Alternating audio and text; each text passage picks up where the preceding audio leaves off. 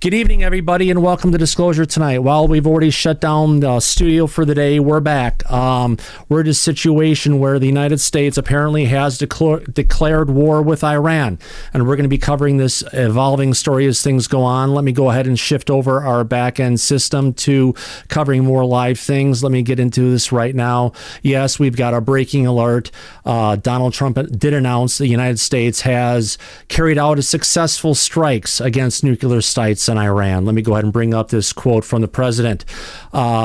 We have completed our very successful attack on 3 nuclear sites in Iran, including Fordow, Nance, and Efstan. All planes are now outside of Iran airspace. A full payload of bombs was dropped on the primary site, Fordow. All planes are safely on their way home. Congratulations to our great American warriors. There is not another military in the world that could have done this. Now is the time for peace. Thank you for your attention to this matter. Wow, we're in a situation where they're saying, yeah, now we're at a time for peace. But the reality is, wait a minute. No, it's a war zone now. Yeah, literally a war zone, Mike. I know. On that note, let me go ahead and get to X. I know there was a video clip I just saw from Brett Baer a second ago over Fox News announcing the same piece. We're going to be keeping our eye on the news media. What's happening going on? We've got a short clip here coming in from CNN that just hit. We have cable TV tuners will be firing up in a second. We're just trying to jump onto this emerging situation. Here comes a news brief from our friends at the Clinton News Network, also known as CNN. Here we go. Breaking news now is President Trump announcing on Truth Social that the U.S. has successfully bombed sites in Iran. I'm going to read you that post right now. We have completed our very successful attack on the 3 nuclear sites in Iran, including Fordow, Natanz, and Isfahan. All planes are now outside of Iran airspace. A full payload of bombs was dropped on the primary site, Fordow. All planes are safely on their way home. Congratulations to our great American warriors. There is not another military in the world that could have done this. Now is the time for peace, he says in all caps. Thank you for attention to this matter. Again, the breaking news coming from President Donald Trump that the U.S. has indeed bombed sites in Iran. I want to go to breaking news now. Well, we're in a situation, Mike. We have to look at this. They've said and they've talked about wanting to go ahead and wait a full 2 weeks before we strike, but it looks like those 2 weeks turned into days, didn't it? It did, very quickly, unexpectedly. The problem is going to be not just with Iran now, but affiliates that are backed by Iran, like the Yemeni Houthis. They said Washington is going to pay for this. Well, they announced this morning, if we attack Iran, they will put a full attack in any of our aircraft and everything else. Ships, commercial shipping in the Sea of Oman, military bases we have in the Middle East. Yeah, we're now a target. This just painted a target on us from every faction. Doesn't matter if you're a terrorist, a nation state, Russia, China, everybody's going to look at this like, oh, it's your fault, and we're picking on Iran. This is bullshit. Notice, and that would be lifted on Monday. Yeah. All right, asserting one of those situations. Let's see. Yeah, I hear where you're coming from completely, Abe. It's it's a less than delicate situation. Tia, what say you? President Trump. Abe, go ahead. If your hand is still up, I'm just frustrated, man. You know, like I already fucking fought in the Middle East, and what are you going to do now? There's going to be a draft. We know there's going to be a retaliation. No nation's going to sit there and let Americans just attack them, and nothing's going to happen. So I'm frustrated right now, and I'm thinking about the future. Right? I'm an old dude now, and am I going to get recalled? My daughter going to get drafted in because they changed the rules for the draft where women 18 to 26 can be drafted. So this is a nightmare scenario. Yeah, it is. Now, I do have some news footage coming in live from Fox News, a little bit delayed. Let's see what they have to say. 23rd. So that was put out a week ago, and so we should have had some clue that this might have been some indication of the time frame. That being said, there were a lot of people, everyone was looking west, and it is possible that these B-2s actually flew east, and they used those refuelers that we've talked about. Now, if we also look at the number of sites, there were 3 sites. We know that B-2s at least would fly most likely in pairs, and so you would have had at least 4 massive ordnance penetrators, those 30,000-pound bombs dropped on the Fordo site. You could have had other B-2s engaged in Natanz as well as Isfahan, but you also could have had other fighter bombers. The U.S. Air Force has many bombers at its, and they have smaller bunker buster bombs that are smaller than the MOP, the 30,000-pound bombs. So we'll have to wait and see when the Pentagon or the president decides to share exactly how many planes were involved and what configuration took out these 3 sites. But this, what I would like to say, and from talking to many former commanders who were responsible for this kind of mission and this mission in particular, I can tell you that their fear is what comes next. And always, as part of this planning for the last 20 years, and there have been war plans here at the Pentagon for years, and in terms of how to take out Iran's nuclear facilities, and they've been honed over the years. But the concern has always been how to position U.S. forces for how Iran is going to react, because Iran still, as significant a blow as this is to its nuclear program, it still has quite a bit of capability at a lower end. They still have thousands of shorter and medium-range missiles and other ballistic missiles that can reach U.S. bases in the region. That's why earlier in the week we reported that at Al Udeid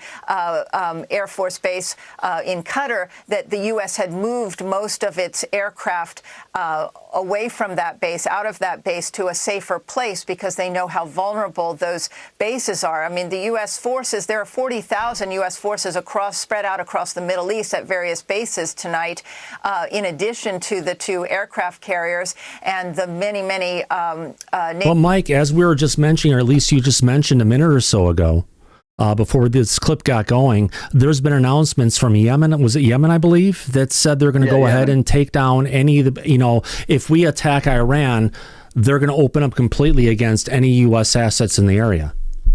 Well, they specifically made a statement after this happened that they were going to make Washington, D.C. pay for this attack. And we also have an update, breaking news, coming out of Iran. The Iran state TV, IRIB, said on live air that Iran had evacuated the 3 nuclear sites that the U.S. just attacked some time ago, which means this is going to now, the narrative is probably going to go that these strikes didn't have the impact that was planned, and we're going to continue with this ongoing war against the U.S. and Iran. So evacuated, does that mean they evacuated the technology potentially, or does that mean they've evacuated the people, or both? Or both, I would assume. Why they're making this statement publicly. Yeah. It could So this just is going to be ongoing. save face, though, right, Mike? It could be, but we don't know, and it looks like this is going to progress moving forward. Not going to be over. We now put a target on our back for anything in the Middle East. Or in the elsewhere. deployment in 2006, I dealt with it, like we were engaged with the Iranians, not an open armed conflict, but they kept buzzing our ships with multiple different types of surface ships and aircraft and drones. We have not debilitated their capability, their capability militarily. We have not taken out the regime. There's going to be a retaliation. There is. There's going to be a retaliation. There is. And they also now have modernized their drone capability, which is going to be really a problem for U.S. forces moving forward. That's correct. Wasn't there a senator, Mike, like 6 months ago when we were dealing with the fucking New Jersey drones, that was saying that Iran had a ship that had the ability to launch drones from a ship, drone carrying ships. So then we just opened the door to that. We just opened the door to China and Russia, who both have come out publicly and said that if the United States gets involved in Iran, that they will take the side of Iran. So we are in trouble now. Ryan Macbeth recently said in his podcast 2 or 3 days ago that Guam and Hawaii are targets. Yeah. This is complete bullshit. Representative Massey, who's a Republican, had officially stated just now with this breaking news that the actions of these airstrikes committed by the president is unconstitutional. But Mike, you know, take a look at any single time they've started a military action in the Middle East, they've never gotten Congress approval first, have they? Whether it's been Democrat or Republican. No, you're right about that. They haven't. So that go ahead. That means we now put a target on our back officially, and it doesn't matter if the Congress supports it or not. Yeah. So yeah, this is not good news moving forward. Oh, hell no. There's going to be retaliation. Why would the higher ups, the intelligence community, put us at jeopardy? I think wouldn't it? Well, they know something potentially. They haven't. The intelligence community has not put us in jeopardy because the people that I've spoken to in the intelligence community has affirmed that there are no nuclear capability in Iran at this time, Right. which is basically what Iran is now saying and confirming that intelligence was correct, but the president chose to ignore the intelligence community. Yeah. It's a very tough situation to say the least, Mike. And it's just a matter of us getting through it, I guess, to the other side. And I guess we're going to have to see where this is going to head in the future. Yeah, we are, and we'll cover it every step of the way. So we'll keep the public informed on what's going on moving forward. Yeah, absolutely. And if I can get our audience back to what's going on over on Fox. Because it's very easy for the U.S. military to carry out this kind of tactical strike, and they are very good at it. Nobody is better. But what happens in the coming days? What kind of terror cells do the Iranians try to ignite worldwide? They have terror cells, as we know, in Europe, in the United States, elsewhere. They have a limited ability now with their proxies, thanks to what the Israelis have done in the last year in terms of taking out Hezbollah, Hamas, even the Houthis, the 70 days that the U.S. military and the U.S. Air Force bombed the Houthis. The Houthis are a little reluctant to get involved, and you haven't seen much activity from Yemen in the recent 10 days or so, and I think that is notable. But the U.S. military very much on high alert tonight, expecting what can come next. You have American soldiers in Syria and Iraq at small outposts, and they are vulnerable tonight. Yeah, well, her information I just heard that from General Petard. Concerned. Let me pause this, Mike. Hold on. Go ahead. Yeah, her information and the statement that she just made is not up to date or accurate, because she said that the Yemeni Houthis haven't retaliated and they have been silent for the past 10 days. No, they just came out after these strikes and made a statement that now Washington is going to pay the price for this. It is. Now, it looks like these sleeper cells she had mentioned, how come we're not addressing that issue before this ever happened? Why didn't they address that? That was already a problem. And now they're saying like, oh, now it's going to be, but why didn't they address it in the first place? Because we have been bombing the hell out of the Houthis. The sleeper cells that are in the States, assuming that there's sleeper cells here, right? And when would they choose to strike if they're going to be activated? Probably around July 4th. When we're celebrating the July 4th Independence Day. I would have a feeling we now opened ourselves up to that as a possibility. How did they get here in the first place? Open borders. Yeah. They were already here. They've been here for Exactly. years. Right. I don't want to get too political, but No. Exactly. Just a reality of where we're at. Let's continue on. I believe this is the clip from Brett Baer that we've been seeing up on X. Let's go ahead and play this next little piece here. Here we go. over that. Jen, thank you. Stand by. I've mentioned a couple of lawmakers who are obviously praising the president's decision and praising this action. There are others who are putting out statements that are not praising this. Thomas Massie, a Republican, saying that this is unconstitutional. Ro Khanna, a Democrat from California, saying we need to immediately return to D.C. and vote on Representative Massie and my war powers resolution to prevent America from being dragged into another endless Middle East war. If I was to guess, judging by President Trump's Truth Social post, the initial post, his statement that'll come live from the White House in the Oval Office, we assume the Oval Office, at 10 p.m. Eastern Time, will get into his thought process, his wish, as he said in that Truth Social, that Iran comes back to the negotiating table in the wake of what this was, a strike on 3 nuclear sites inside Iran with massive U.S. military power. Bring back Dan Hoffman. Dan, you heard Jen talking about the efforts around the world of these terror cells that Iran has tentacles in a number of different places. Do we know how extensive that still is and how that could or could not be activated? Yeah, again, I think that's the challenge for the U.S. intelligence community as well as for our foreign government liaison partners. You can bet that that CIA headquarters right now and all over the world, that senior CIA officers are engaging with their foreign counterparts to share intelligence on potential threats. Iran obviously has their proxy terrorist networks very active in the Middle East, but Jen is absolutely right. They have sleeper networks in Europe as well as reportedly here in the United States. So that's what we've got to be very focused on. You know, we heard from the Supreme Leader, as I mentioned earlier, a few days ago. We haven't heard from him since, believed to be holed up.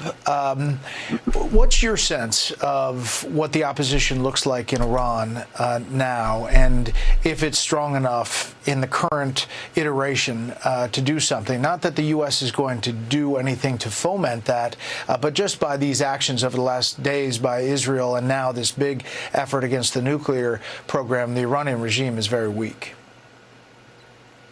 They are weak. I think it's important to emphasize that President Trump is not talking about U.S. boots on the ground or regime change. He's dealing with Iran's threat to the region and to U.S. national security, and it's got 3 aspects to it. The first, the nuclear program, which we took out this evening, we hope.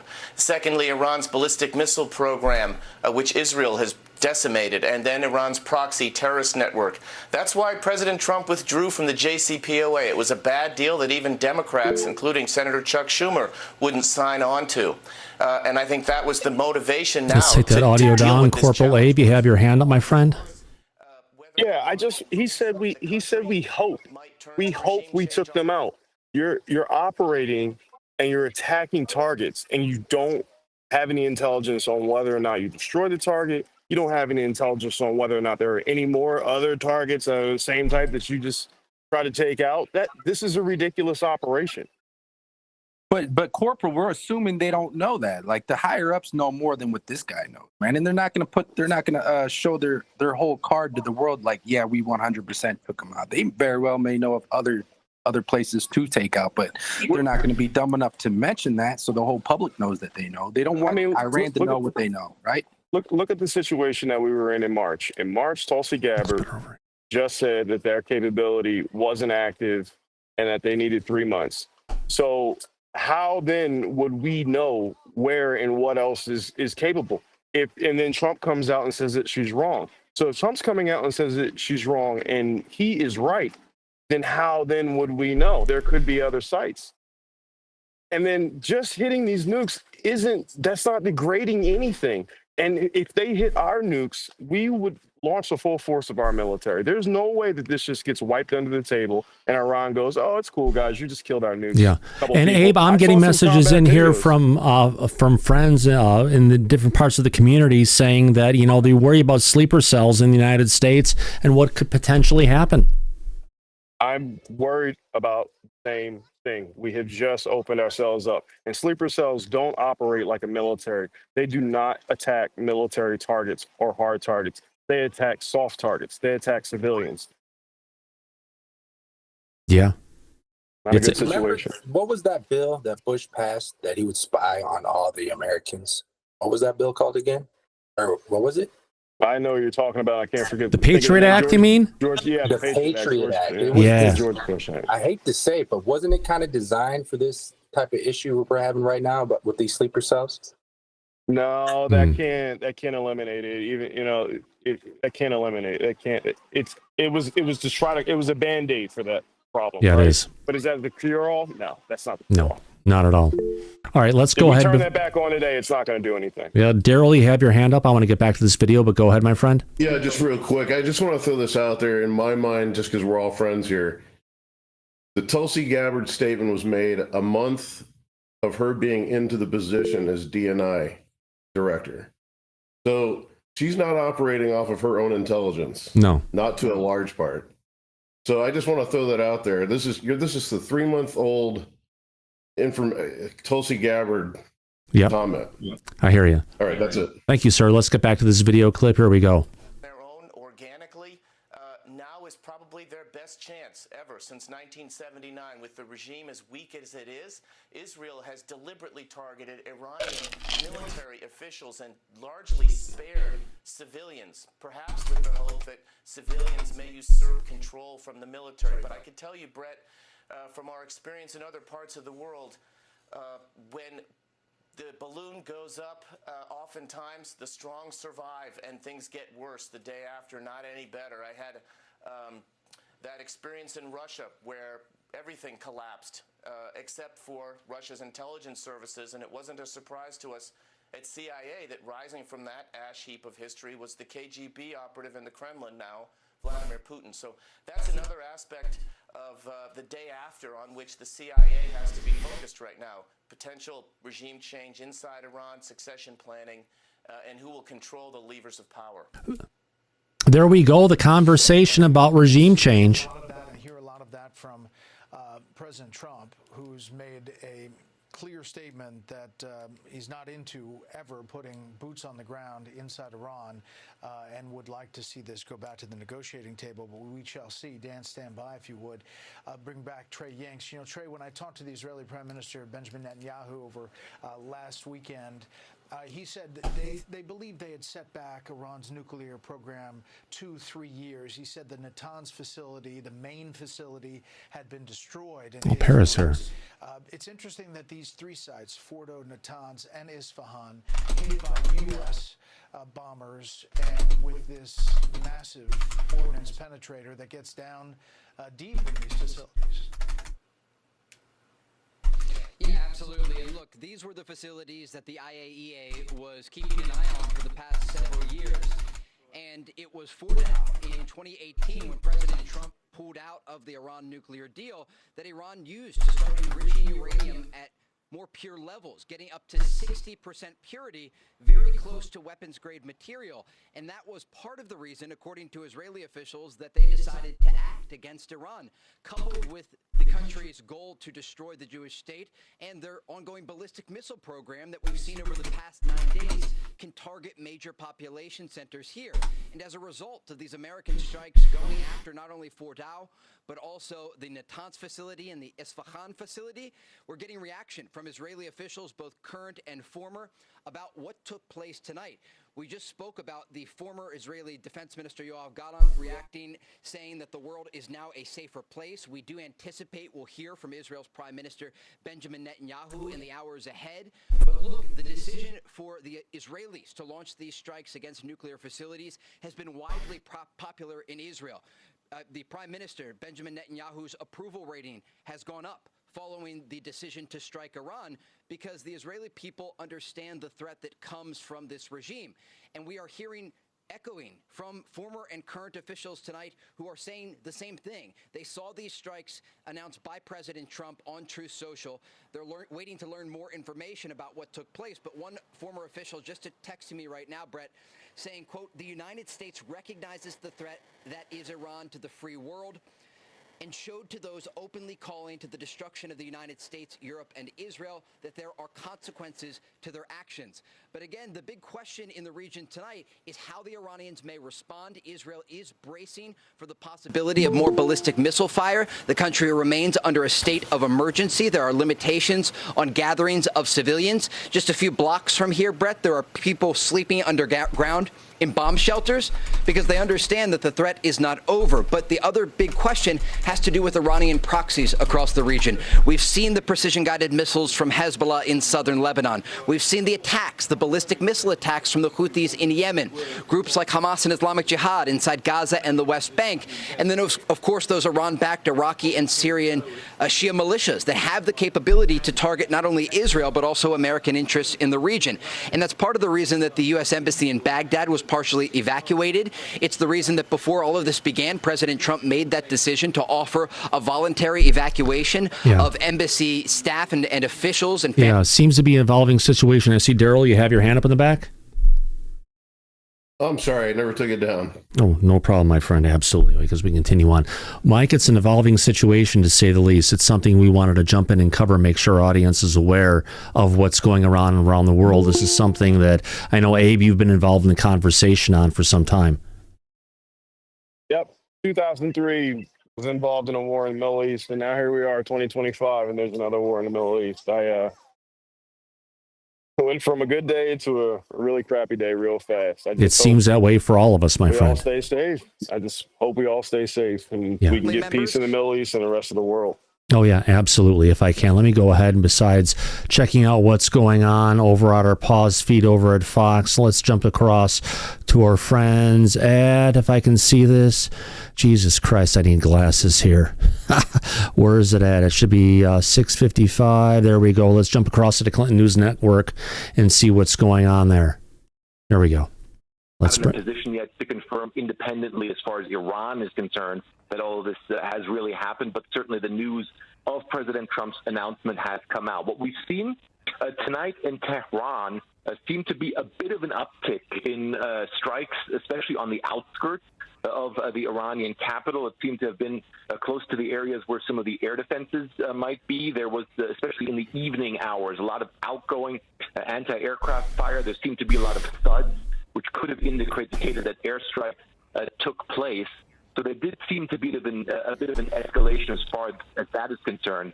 At the same time, the Iranians, Anderson, had been warning the Trump administration away from going through with strikes, especially on these nuclear sites, saying it would drag the United States into the conflict, saying that there would be retaliation on the part of the Iranians. I spoke to the deputy vice president just yesterday, and he said that all options as far as Iran is concerned are on the table, that there are many options on the table. One of the things that the Iranians had been hinting at, of course, especially is some of the militias that are loyal to Iran, that are close to Iran in the Middle Eastern region. Of course, we know in the past couple of years, the Iranians have been saying, look, there's so many American military bases in the greater Middle East, and there's militias that are close to Iran, close to loyal to Iran, near almost every one of these bases, and that could be a big problem for the U.S. So clearly now the Iranians are going to have to calibrate what their response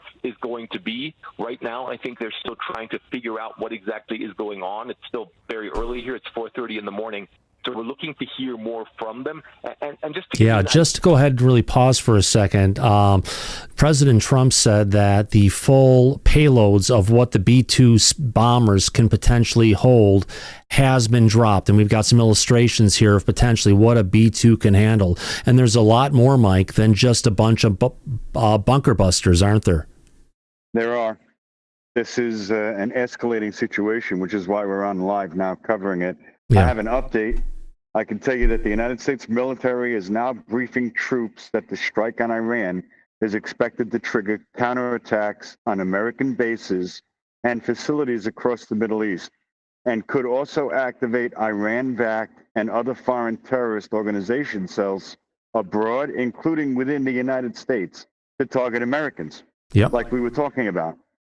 So this is now official. Yeah.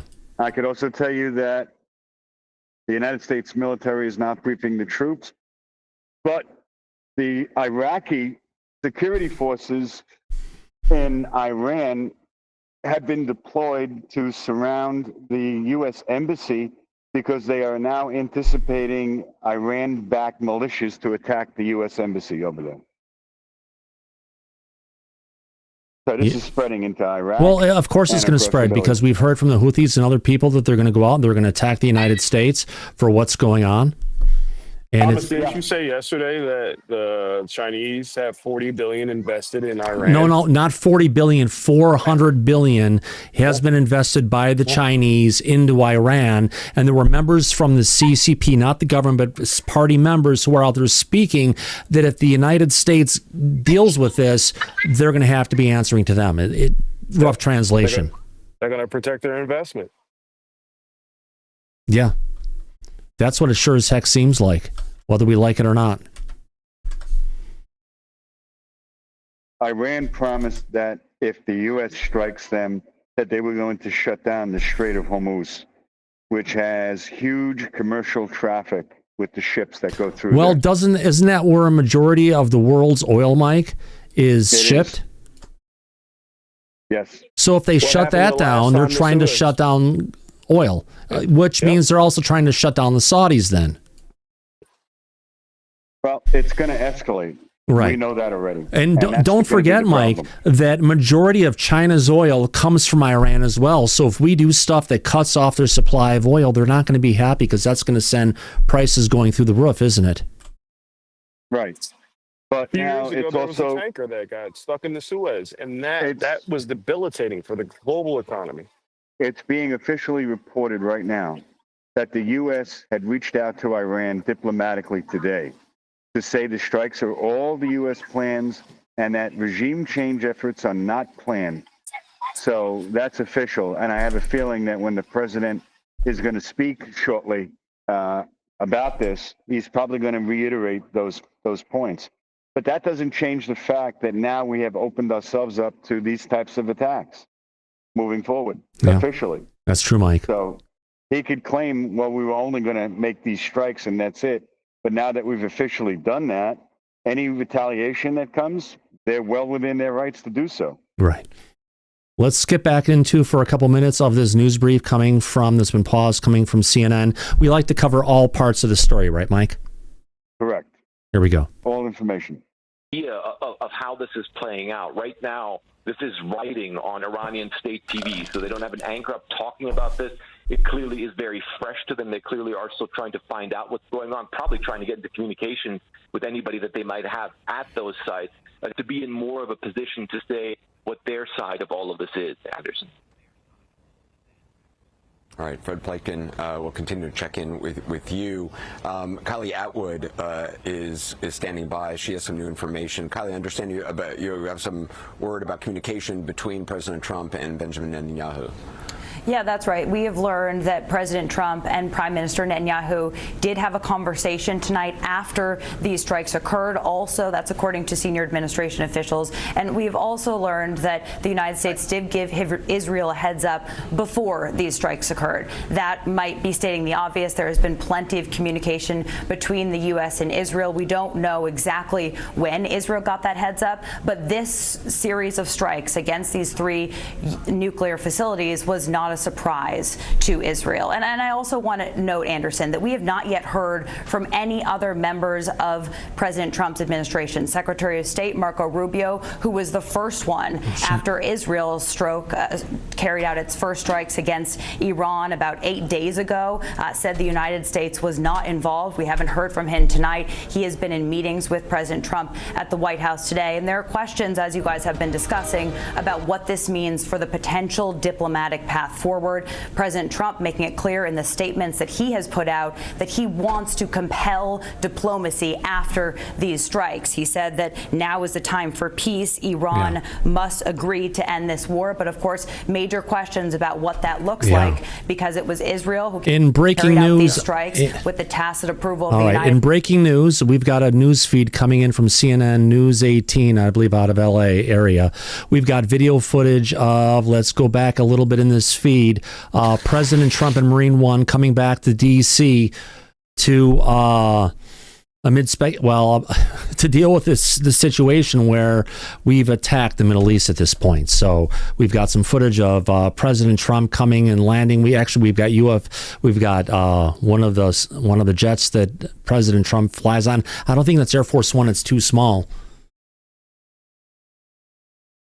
But it should give us a good idea of what the heck is actually going on. Bring this down a little bit more. We'll get the footage of him coming down the gantry in a second here. Let's jump forward a little bit. There he is coming up and landing. Daryl Zernick, you have something to say, my friend? Yeah, I was just going to say, did you happen to see this Chiron on the U.S. use 6 bunker buster bombs on one location, Fordo in Iran? 6. Well, if they use 6, that means they want to get down to the bottom of the facility, because each particular bomb can go down 100, 150 feet. If they're hitting 6, they want to make sure they're getting down to that 300-foot level, aren't they?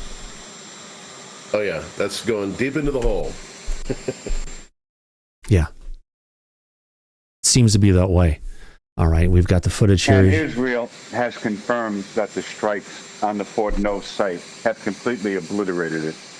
It's off the table as far as they're concerned. Yeah. So what happened to that 2 weeks, Mike? They said they were going to wait. He was going to wait 2 weeks to figure out if Iran was going to go ahead, be able to come to the table. Didn't take that long, did it?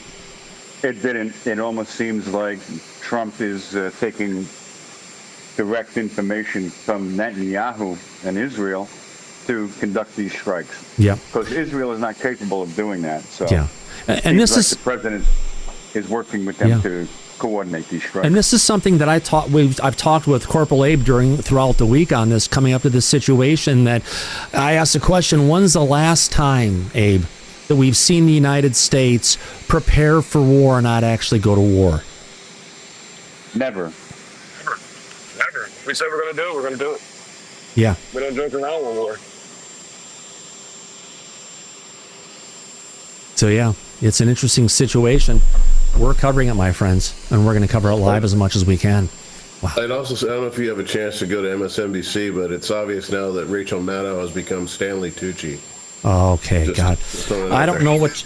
Okay, I got glasses. The text is really small on my 4K monitor. If I look for MSDNC, I'm going to have to get up and get to the screen. Where are we looking for? Because it's... Okay, CNBC, MSDNC with Rachel Maddow. We've got it. Higher intelligence community Okay, let's pause for 5 seconds to go ahead and look at that beautiful face. Hello, Rachel. Good to see you, my sir. It's Stanley Tucci, I'm telling you. All right.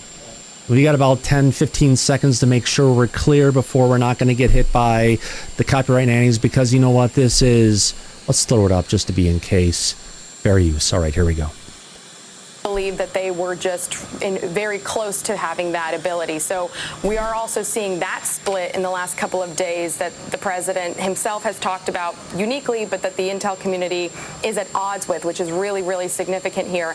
I think that Vice President J.D. Vance and a couple of other people who have been key to the president in this decision-making did start to lay the groundwork a couple of days ago for this rationale of potentially dropping bombs in Iran, saying that this is a president who will respond with great force if he feels there's any risk to American assets or personnel. And we know that that was a little bit of a factor in this, that the president completely was arguing in a lot of his meetings with national security advisors that he was worried that there could be exposure to or retaliation to U.S. military personnel or U.S. interests abroad and also at home. And that was something that drove a little bit of this decision as well. But I think that you're going to now see also this major split in MAGA world play out in real time, with a lot of people in his base who were arguing quite publicly against this kind of military intervention from the U.S., and then some who were trying to back him up and say that this is a president who should be trusted for making these decisions, and trying to argue that he, if he did it, would be in the right authority to do so. But I think he keeps saying that his supporters will love him no matter what. But I think this is a real question for the base and those millions of supporters who do have differing views on this, Rachel. NBC News White House correspondent Monica Alba joining us from Washington. Monica, thank you. I know it's going to be a long night. I really appreciate you being here with us. We're going to go now to Tel Aviv, where NBC News international correspondent Matt Bradley is standing by. Matt, thank you very much for joining us on this very consequential night. What can you tell us about the reaction tonight in Israel and what we know about what led to this decision by the U.S. government? Yeah, well, we don't know so much about the reaction. It's very, very late at night here, but I can tell you that this is going to be a hugely popular decision here in Israel. There were actually signs out on the highways with a picture of the president saying, "Finish the job, Mr. President." There was a lot of expectation here that the U.S. would intervene on Israel's behalf, despite the fact that we keep hearing how President Trump had been basically running as an isolationist. But, we have to remember, too, Rachel, that the president's first term wasn't entirely free of the kinds of Middle Eastern military adventures that have really been problems for previous presidents. He killed Qasem Soleimani back in 2020, and he did fire missiles at the regime of Bashar al-Assad after he accused them of using chemical weapons back in 2017. So in both of those instances, there wasn't the same blowback that so many people had been warning would happen. At the time, after Qasem Soleimani was killed, there were so many in the foreign policy establishment who said this is such a bad idea, the Iranians are going to take revenge, and it's going to be terrible, and that blowback wasn't ever fully realized. So it's quite possible that the president, even though his sort of MAGA base is opposed to this, he has had experiences here in the Middle East that reinforce that you can do these one-offs and that it won't be as bad in terms of blowback as many people had warned him previously. For Israelis, this is just a matter of, well, give us the bomb. A lot of folks that I've been speaking to here act as though, well, all we need is the president to just go in and bomb that once at the Fordo facility or at Natanz or at Isfahan. They see this as a one-off thing. It'll be interesting to learn after all the dust settles here what the president was told by Prime Minister Benjamin Netanyahu. If he believes that this is the only skin that he has to put in this game, this one salvo of bombings at nuclear sites across Iran, or if he really imagines this as a scenario where the U.S. is going to have to get involved in a day after. This day after that we keep hearing about here in Israel, every single military theater in which the Israelis have been fighting since October 7th of 2023, there has been two things very much in common.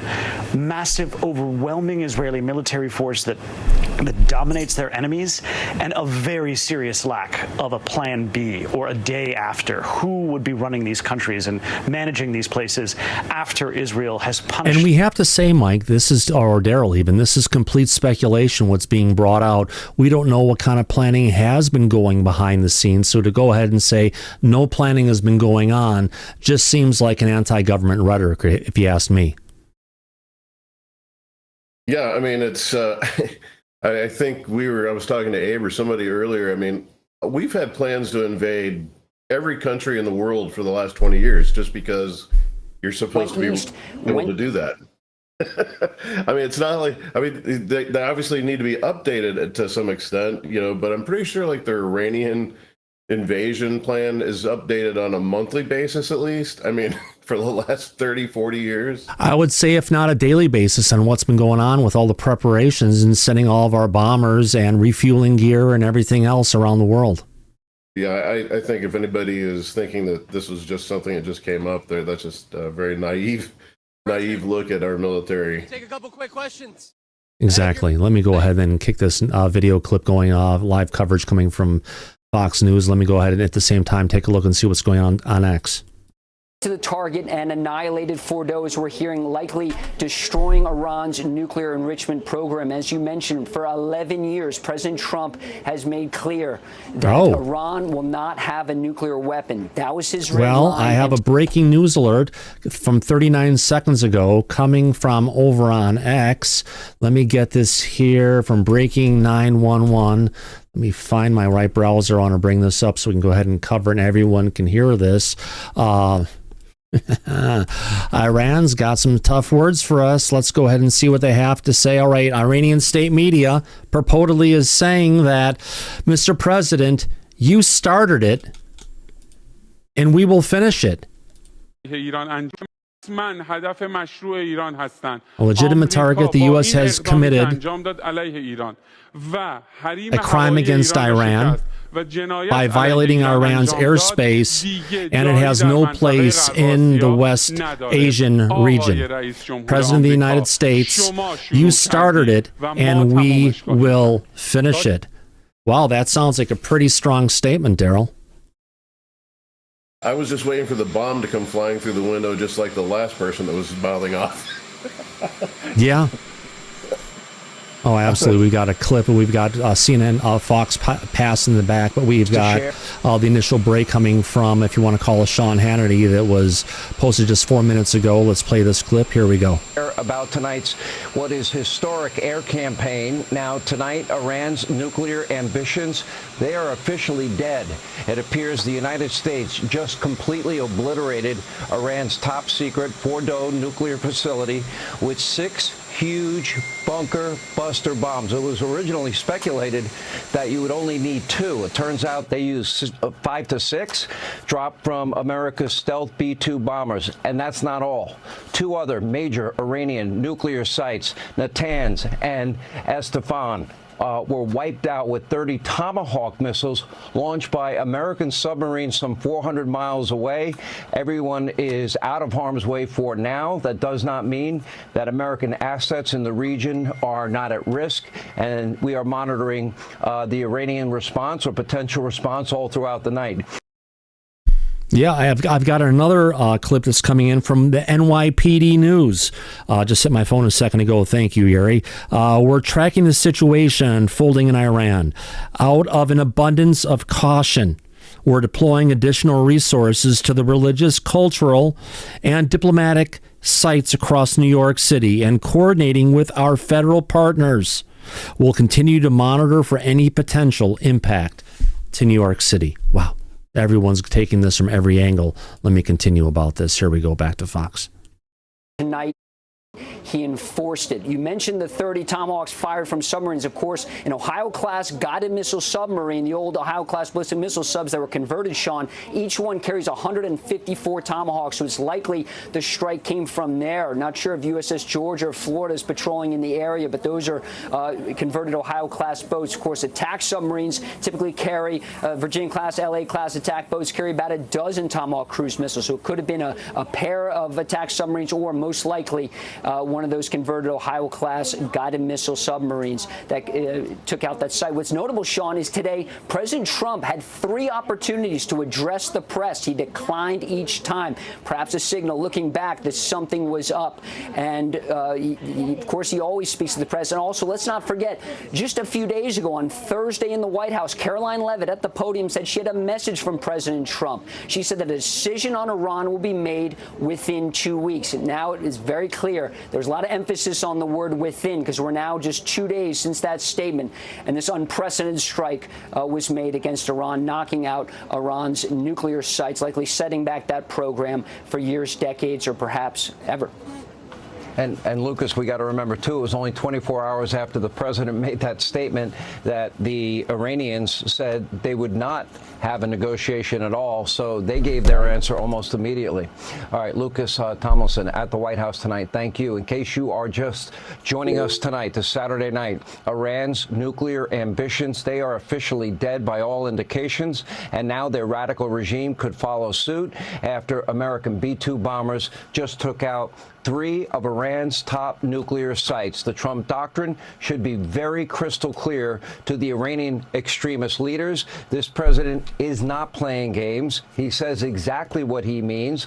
A little more than 2 months ago, Donald Trump, the president, gave Iran 60 days to make a deal and give up their nuclear program. And he has said since 2011 they could never have nuclear weapons. He has been clear.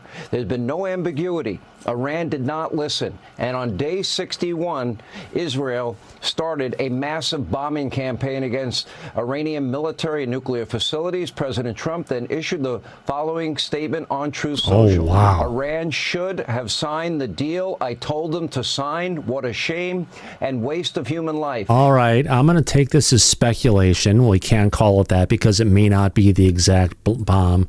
But this is coming from Mila Joy over on X showing the massive explosion at Fardo of what the bunker busters could potentially be capable of. It looks about right. Looking over the roofs, we see all the illegal satellite dishes everybody has, although they're not allowed to have them. That's what they see from the ground. But if they have it on the roof, that's okay. Let's go ahead and play this little clip here. Here we go. Let me take the audio, bring it down. Wow, that is one heck of an explosion.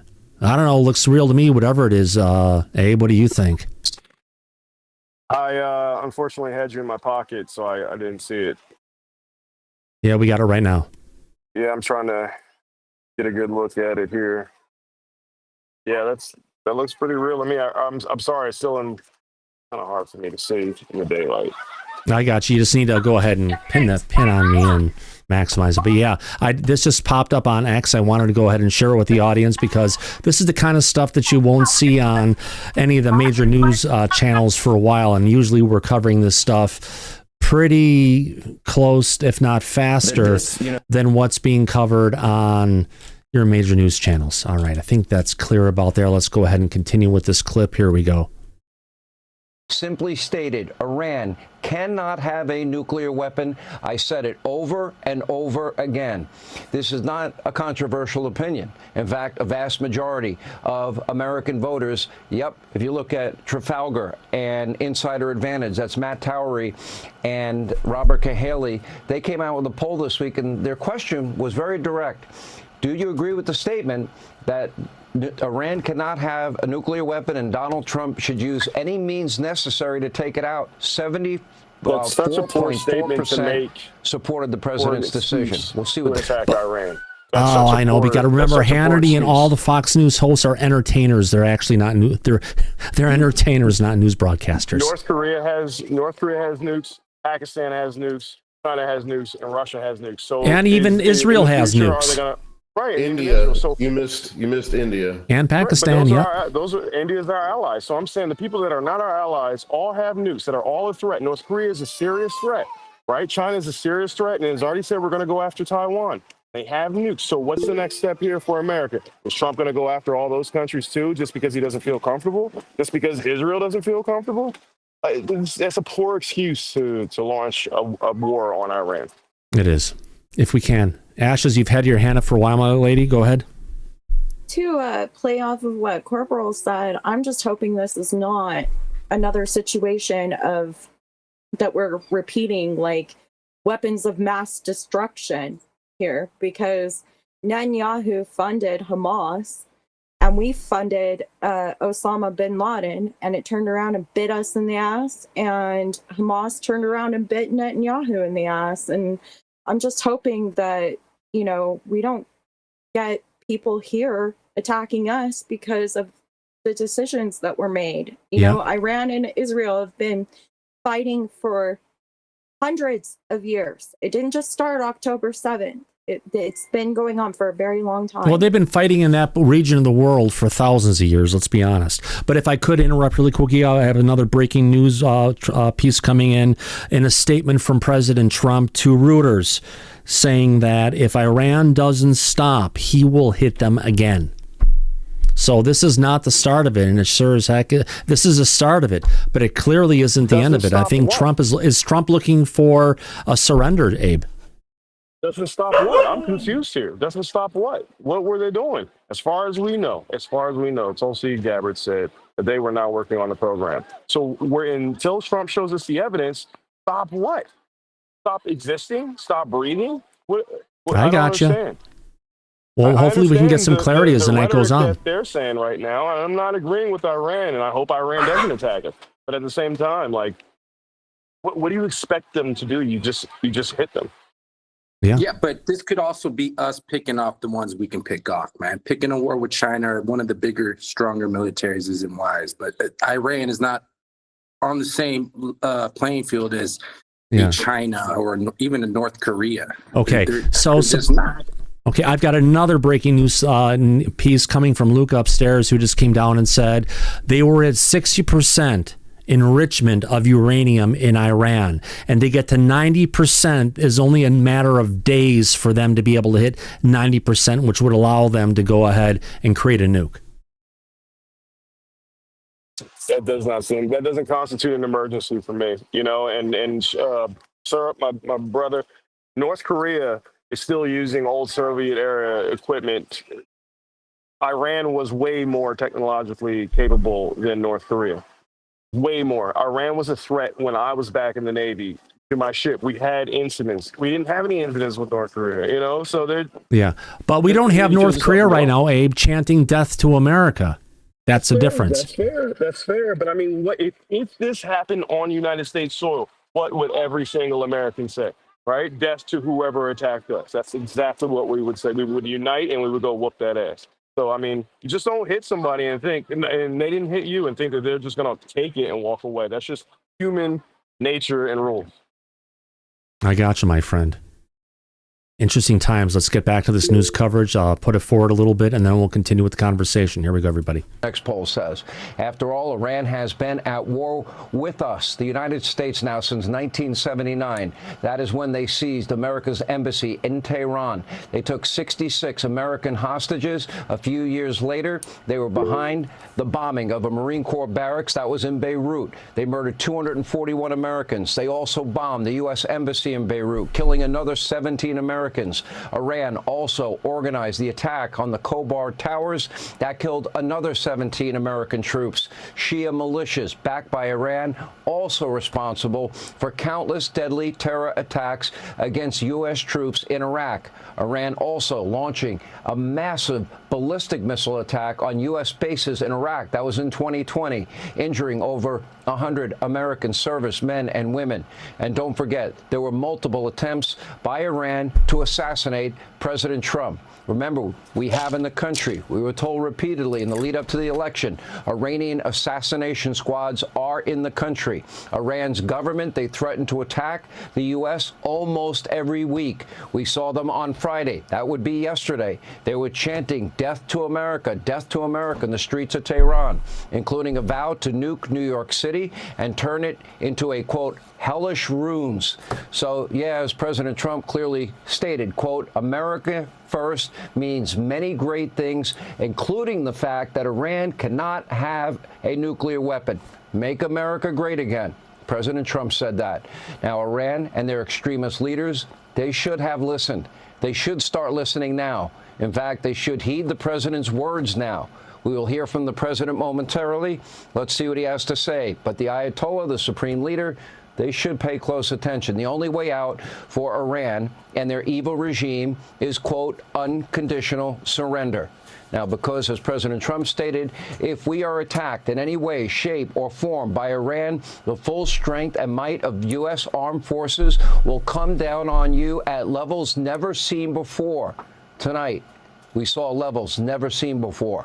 Unfortunately, thus far, Iran has refused to listen. Yesterday, they refused to negotiate. They refused to move an inch from their nuclear program. Take a look. We are not seeking negotiations. It is the Americans who want talks. They've sent messages several times, very serious ones, but we made it explicitly clear to them that as long as this aggression and invasion continues, there's absolutely no room for talk or diplomacy. We are engaged in legitimate self-defense, and this defense will not stop under any circumstances. We have nothing to discuss with the United States, which is a partner in these crimes. In a monologue earlier this week, I addressed the Ayatollahs, I addressed the supreme leader, I addressed the people of Iran directly, and I'll say the same thing again tonight. When President Trump says something, you better pay very close attention. He means what he says. He will always put America and Americans' interests first. That is defined as the Trump doctrine. And now Iran is learning all of this tonight the hard way. Joining us now from the Senate Armed Services Committee, Arkansas Senator Tom Cotton. Senator, maybe it's a little early to go there, but this will go down in history as one of the greatest military victories, taking out the #1 state sponsor of terror. They have been responsible for hundreds of thousands of missiles between themselves and their proxies being fired into Israel. They have threatened to wipe Israel and the U.S. off the map, and that threat has been removed tonight. Yes, Sean, it's a decisive moment in American history. For 46 years, Iran has terrorized the United States. For 25 years, therefore, American presidents have said Iran can't have nuclear weapons. But it took Donald Trump to actually act on that promise. It was Donald Trump who sent our men and women tonight to once and for all destroy Iran's deep underground bunkers and to bring an end to their nuclear weapons program. I commend for the President Trump for his resolute and strong action. I join him in commending our troops for their incredibly brave and skillful action tonight. And finally, to reiterate what he said, what you just reminded the Ayatollahs, that they can still have peace. The ball is in their court. But if they target Americans, if they target our troops in the region, if they mine the Persian Gulf, if they target Americans around the world, then they will indeed, once again, feel the full force and might of the United States military. Perhaps they underestimated, perhaps they didn't believe the president, perhaps they thought they were going to call his bluff, but now they don't have nuclear weapons, which is what Donald Trump said they could never have. Now the president, at the end of his statement, said, now is the time for peace. Thank you for your attention to this matter. There are other targets that were left untouched today. There are refineries. That is the heart and soul of the Iranian economy. I happen to know that most of them are centrally located in one area in this little island off Iran. That would be probably one of the easiest targets our military would ever have to hit. That would be the end of their economy. If you wanted to take out their power grid, it's gas-driven.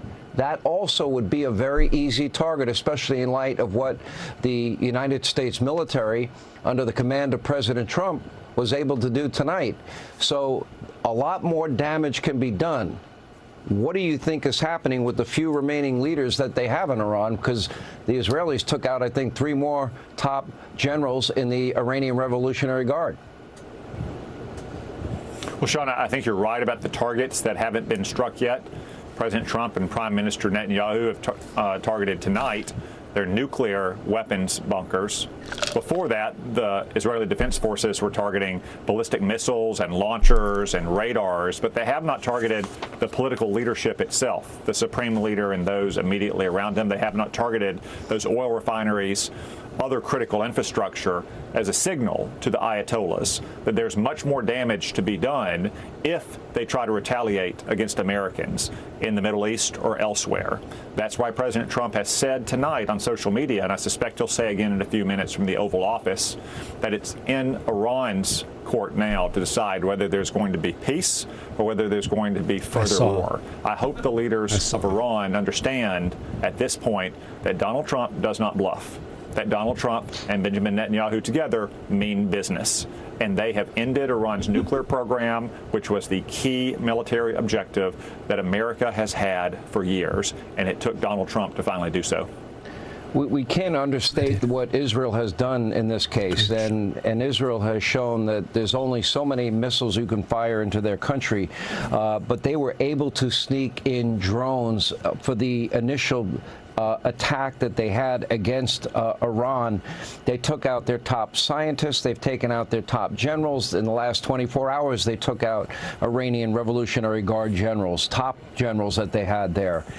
They were able to knock out their missile defense system. They opened up the skies. The Israelis controlled the skies, which made tonight's mission that much less dangerous. We saw what they did with Hamas. They took out the top, 7 leaders of Hamas. They took out Nasrallah, who'd been in power for 35 years out of Lebanon. They took out other top Hezbollah leaders as well. Then we had the pager incident. Between dealing with the might and power of the United States, and only the United States could pull off what happened tonight, and coupled with what the Israelis did in the lead up to tonight, I think they'd be very foolish to think that this is worth going any further.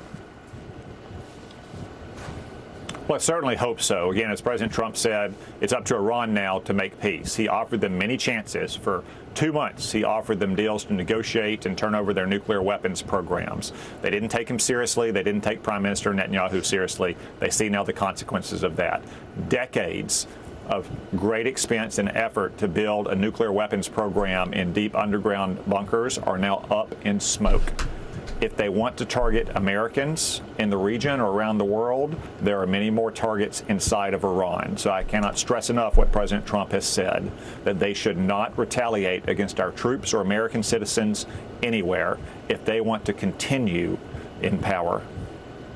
I know there are precarious days ahead, Senator, but let's look ahead a little bit here on the other side of this.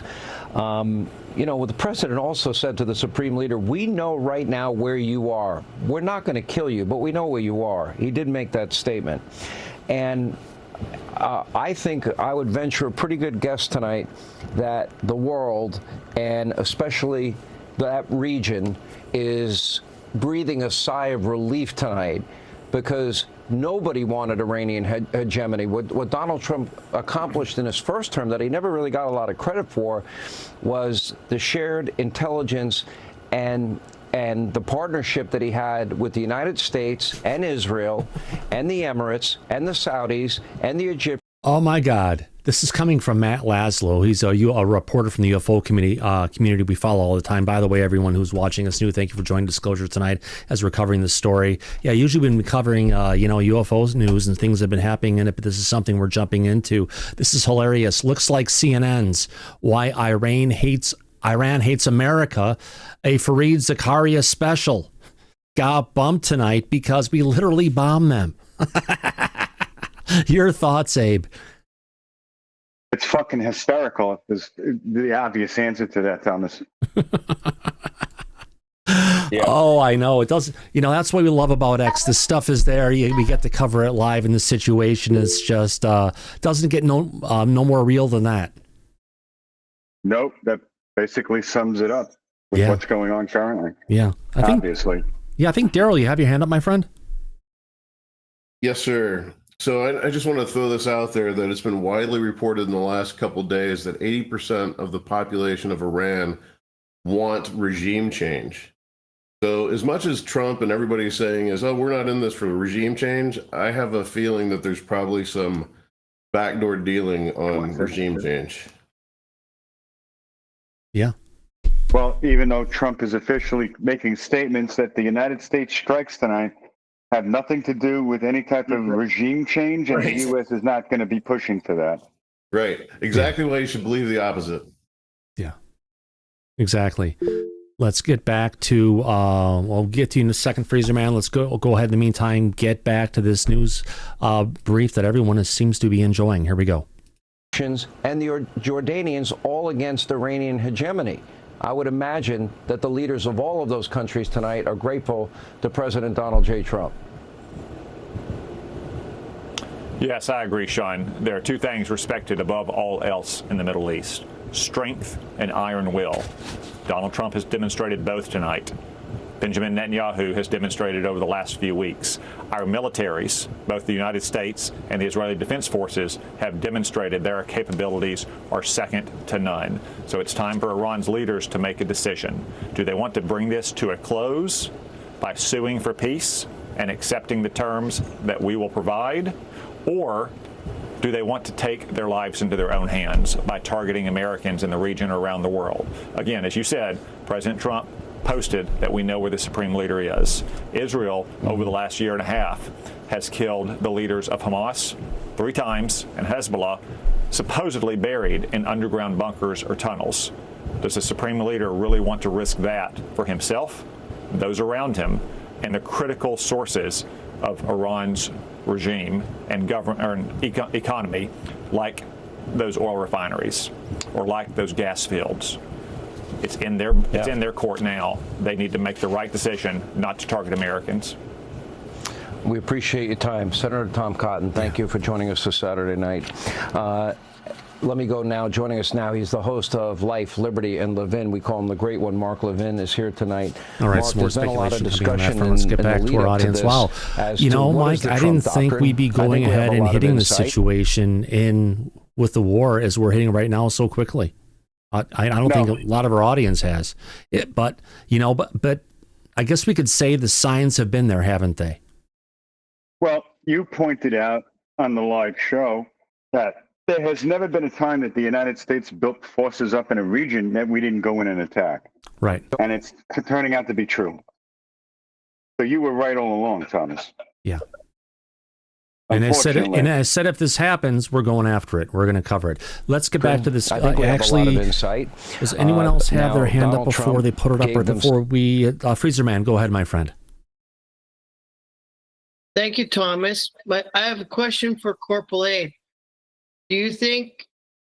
Corporal, do you think that when Trump visited the Saudis, that he told MBS that he was going to do this? Yeah, possibly. Quite possibly. Because I would That's a good imagine point. the Saudis are probably pretty happy about this. I don't want to go on the internet and say that the Saudis are involved, right? But that's possible, and I think you are correct that they would be happy about this move. But still, at the end of the day, there are many people who are not, like Thomas and Mike are saying, and myself are saying, and that's the problem. You know, like, okay, well, great, we're not pissing off the Saudis. Great. Still got the rest of the world to deal with. All right. I can tell you the first retaliation that Americans are going to start to feel is going to be directly at the gas pumps. Because now that this shit started, gas pump prices are going to fly through the roof. I guarantee it. I just saw a tweet about that showing all of the different fuel that flows through the Strait of Hormuz, and that's the place, and that's like the oil bloodline, if you want to call it, for a lot of the world. It is. And we're going to start feeling it here almost instantly. You're going to watch the prices on the pumps change tomorrow. Yeah, but They're it not also gonna comes wait. down to then we'll start exporting as much as we are and keep it for ourselves. If the goal isn't regime change, then what's stopping the Iranians from reproducing more nuclear facilities?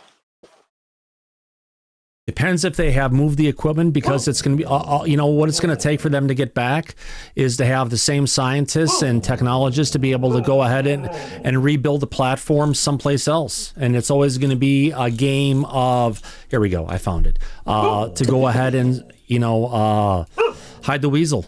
Where are they going to be able to hide it? So I guess, say this is the all-tanker activity on the 13th of June in the Strait of Hormuz. So this is what you're talking about, Abe, that all of this traffic could potentially come to a halt because now they're open target in a war zone. I've sailed the Strait of Hormuz, I've sailed through the Suez, and a few years ago there was a tanker that had an accident in the Suez. And how long did that take to remove? But I just feel like this whole regime change is not going to happen. It's going to have to happen in order to stop it. In order to stop Iran. Has there any been?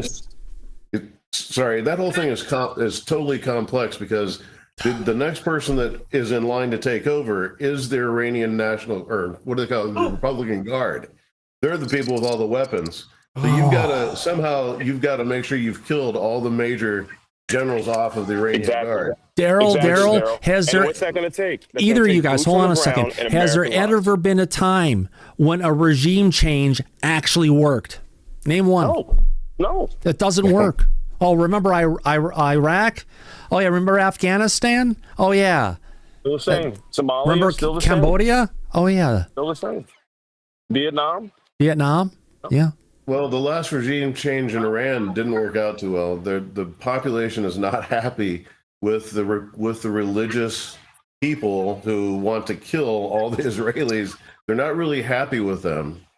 So, but that's not our responsibility, bro. That's not our responsibility. That's their responsibility. Like we had a revolution, they should have a revolution too. I agree. And what's happening is that because of that religious aspect that's controlling them, that is what they want to get rid of. So no way for them to defend themselves, no weapons, no guns. It's only for the military and the government. That's the story around the planet, though. Yeah. Today in Somalia, where I deployed, still the same way. It ain't changed. Who can say? Maybe they'll just move the nukes down there. And what happens if they get, So, but my question to Thomas was, I think I heard a couple days ago that Putin said that there was Russian personnel in some of those nuclear facilities, and that he was about to send another 300 to 600 personnel there. So if we've targeted some facilities and there were casualties and they had Russian personnel in there. Yeah. It's a problem, my friend. So if we can, let's get back to the clip on coming from Fox. I guess we've got Mr. Levin talking about this. It'll be on for a bit. If we can skip past it, we will, but it's where our feed is. 60 days. On the 61st day, the Israelis went in and attacked. They didn't take Donald Trump's words seriously. They should have. They should have listened, as he said. But to me, if I were to describe it, I'd say it's overwhelming force defeating with a mission the enemy, achieving whatever goal it is that you have. In this case, the president's goal was stated. It was clear. It was unambiguous. He's been consistent, and that is they cannot have nuclear weapons. But it seems that, you know, the world would be wise to look at Donald Trump and the actions of his first term.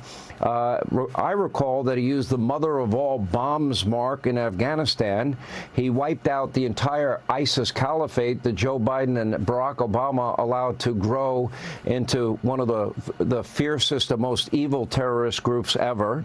He took out Soleimani, their lead general terrorist, out of Iran, and al-Baghdadi and associates, and he did it without this forever war talk that we keep hearing from some in this country. I'm not saying that any military probably will be up all night worried, protecting our assets in the region, and that was all part of the game plan from the beginning. I'm sure you'd agree with that. But let's talk about what the Trump doctrine is, because I agree with it. I want to get your thoughts. Okay, first of all, you're looking at a historic figure. Shouldn't we have a little faith in this man? We have a lot of faith in this man. Shouldn't we have a little faith in the United States military? We just kicked their ass. We just took out what they've spent 40 years trying to build, and hundreds of billions of dollars with the help of the North Koreans, the Chinese, and the Russians, and anybody else they can get. We took out those sites.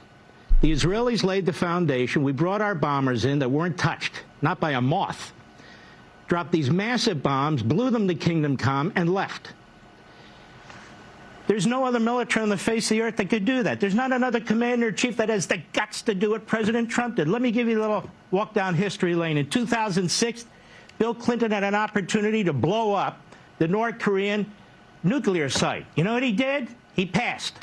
Now they have 50 nuclear weapons and enough material for 90. What did Obama do? Obama was cutting deals left and right, and he cut a deal that would have given them a nuclear weapon within 10 years, really this year, and would have enshrined it, would have made it possible. They'd have a nuclear weapon right now. What did Trump do? He ripped it up. He signed it with a pen. You know what? He gave me the pen. What else? Joe Biden was literally funding their nuclear program. He was funding the enemy. Donald Trump walks in, says, what the hell's going on here? Now, sometimes the military has to be used if it's used by a smart commander-in-chief, if it's used wisely, if it's used for a specific purpose. It gives us peace. So I want the so-called, I don't know what to call them, people running around, warmonger, the sloganeers. This should be an education for you, too. This should be an education for you, too. America, don't you feel relief? Of course you feel relief. Because these Islamo-Nazis were building nuclear weapons to attack us, too, with intercontinental ballistic missiles. Guess what? You can go to bed peacefully tonight. No, that's not going to happen. That's not going to happen. Not because of Obama, not because of Biden, not because of the Democrats, not because of some Republicans, because of Donald Trump. Now, Donald Trump has a way of doing his thing. He'd rather not do this sort of thing, but if he's going to do it, he's going to do it. He's going to do it right. You've heard our reporting here. He didn't send one B-2. He didn't send two B-2s. He sent three B-2s. They didn't drop 1, 2, 3 of these bombs. They dropped 6. And just in case, we had our subs out there, nuclear subs. And what did they do? They shot 30 Tomahawk missiles. That is, this mission was never going to fail under this commander-in-chief. This is historic. He is historic. The United States military is historic. This is a big damn day. This is just like Reagan in front of the gate. Mr. Gorbachev, tear down this wall. Well, he said, hey. What did he say? Oh, yeah. Jesus Christ. Who is this schmuck that we're listening to? God, he's always yelling. Oh, that was quiet. God. Let's do it again. One more time on that one. Daddy, chill. What the hell is even that? Yeah, life, liberty, and Levin, Mike, can go off sometimes off a deep end, and I'm not sure if the audience is responding to it. I know we paused it on you.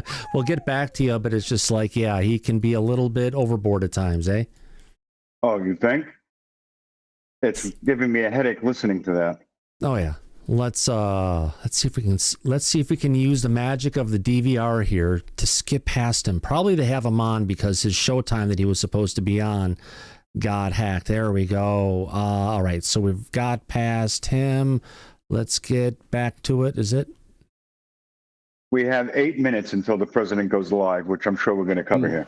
Of course. You know so much more, and I was watching some of your commentary one day, and I was kind of blown away by your knowledge of bunker buster bombs and your knowledge of B-2s and their capability. Now that we have confirmation that we believe 6 bunker busters were used, for example, in the Fordo facility. The Israelis were only able to take out about 75% of the other 2 sites. The rest of that was taken out tonight. Tomahawk missiles fired from 400 miles away from U.S. submarines, an incredible military feat. Can you walk us through what these bunker buster bombs are capable of, and these B-2s, and how they deliver them, and how the system works, and what really happened in Iran tonight?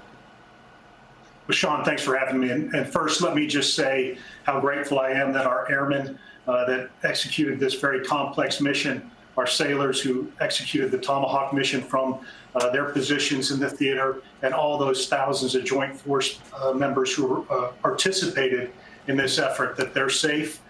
We still have a ways to go. We certainly have to recover those aircraft, and we certainly have to prepare for a response that's probably inevitable. We've got thousands of soldiers, sailors, airmen, Marines, and Guardians in the theater, and I know we've got forces there to protect them. So that's the first thing on my mind this morning or this afternoon. When it comes to the bunker busters and the B-2, I think we've all alluded to it earlier today. It's the only capability like this in the world. No other nation has the capability to conduct a long-range strike of this intensity, of this type, of this scale. No one else has this kind of weapon to get to a complex target as deep as it is. I trust that the administration did a fantastic job of reviewing the intelligence available to them, looking at options, and coming up with an attack that would achieve their objectives.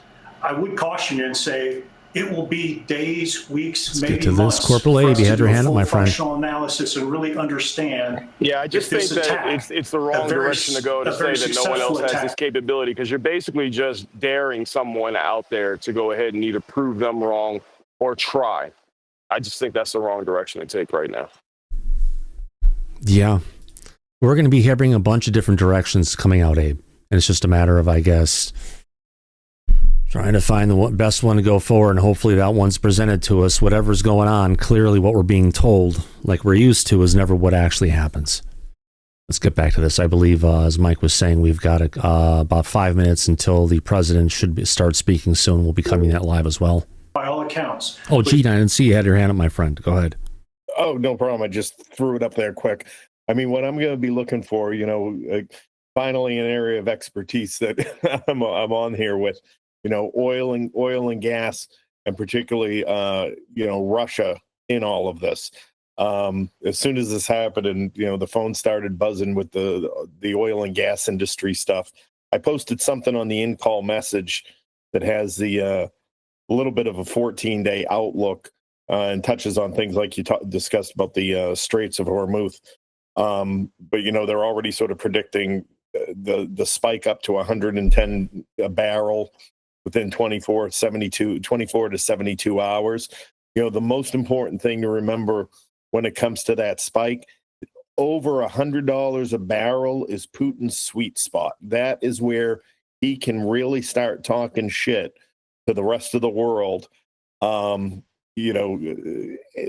made the point about there potentially being Russians that were on the ground in Iran who were already supporting that program. Putin's made diplomatic gestures, let's say, about trying to negotiate. He might continue that until he feels comfortable enough, or the revenue is starting to look like it's in the books. And then you'll probably see Russia take a much more threatening stance, let's say, or a much more defensive stance of Iran, depending, of course, on Iran's ultimate response to all of it. But, that's, I think what's going to be key is from the president, has he spoken to Putin in advance, particularly the OPEC nations, the increased risk of attack from Iran, whether they're friends or not. Iran attacking oil infrastructure in the region is probably the most significant retaliatory action they could take that would have immediate effect. So that's what I'm going to be listening for, in the next couple of minutes here from the president, and looking for in the coming days is how they plan on securing that infrastructure. Because if they want to hit where everybody's going to feel it, it's going to be going after oil and gas infrastructure. Well, Gene, with your experience working with Shell Oil Company, I'm sure you still have contacts in the oil industry, right? Yeah, I do. Even analysts that are within the intelligence community and focus on energy security in terms of in terms of the national interest, not physical infrastructure, but all of these sort of geopolitical dynamics. The hope would be all of those things, particularly with the OPEC nations, all of those discussions have happened in advance. Maybe that's some of the things they talked about offline during the president's visit to Saudi Arabia, and how they were going to make, not only make up for the production deficits, but make up, but the security risk as well that develops out of it. Which is your old job with Shell. What's that? That's your old job with Shell. You were dealing with security. Yeah, exactly. What I did inside the company was I was sort of the liaison between the countries which had an interest in the company itself. So Shell, for example, the three main players, the Dutch, the UK, and the US. And then you have the nations where the infrastructure is and where Shell operates, and the varying degrees of cooperation, let's say, from the governments in their relationship with Shell or their relationships with the US, the Netherlands, or the UK. A lot of these countries, particularly MENA, Middle East, North Africa nations, their military and intelligence apparatus have a hand in the protection of the critical of the oil and gas facilities as part of the critical infrastructure of the nation. Obviously, it's a national security interest for the host nations, and it plays into the national security interests of countries like the US, the UK, and the Netherlands in being able to have an in and have influence within those countries. So my job was constantly to be on these sort of geopolitical and transnational security risks, from terrorism to war to extremist activism, to the electronic threats and all the rest of it. Yeah, I'm just getting set up for the presidential address here, Mike. But yeah, I know. So before we get to the presidential address, and there's usually delays with that, Gene, if you were still working with your old companies now, what would your assessment be of the situation as far as security, and what could it come as far as retaliation from Iran moving forward? Well, what we'd be doing right now is we'd be reaching out to those more immediate countries where we would have assessed the threats. Again, we'd constantly be updating these threat assessments and risk assessments as this crisis was forming.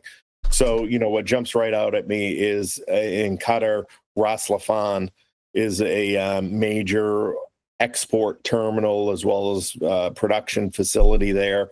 That again would be catastrophic, not only to the nation, but pretty much to Middle East and European supplies. So we would be putting the team together right now once these happen, to begin looking at all of the things that we could do to intervene. We would actually be reaching out to the Pentagon, to contacts, and not asking questions. We'd be getting questions from the board members, and we'd be reaching out and trying to get some answers to that, so they can start making their decisions. We would have the traders on the floor that are responsible for the shipping and trading part of it, the ones who buy those shiploads of crude. Yeah. Would be, connecting to them and seeing what, where else can you go and what are the risks associated with that. Well, he's speaking right now. Let's go ahead and bring this out for everyone in our audience. Here we go. Let's turn on the audio. Oh, they're not going to be able to hear this. Let me get this to where I need to get it so we can all hear this. Here we go. Spectacular military success. Wrong freaking browser, Thomas. Let me bring this up here. Here we go. 3, 2, 1. All right, let's get back to it.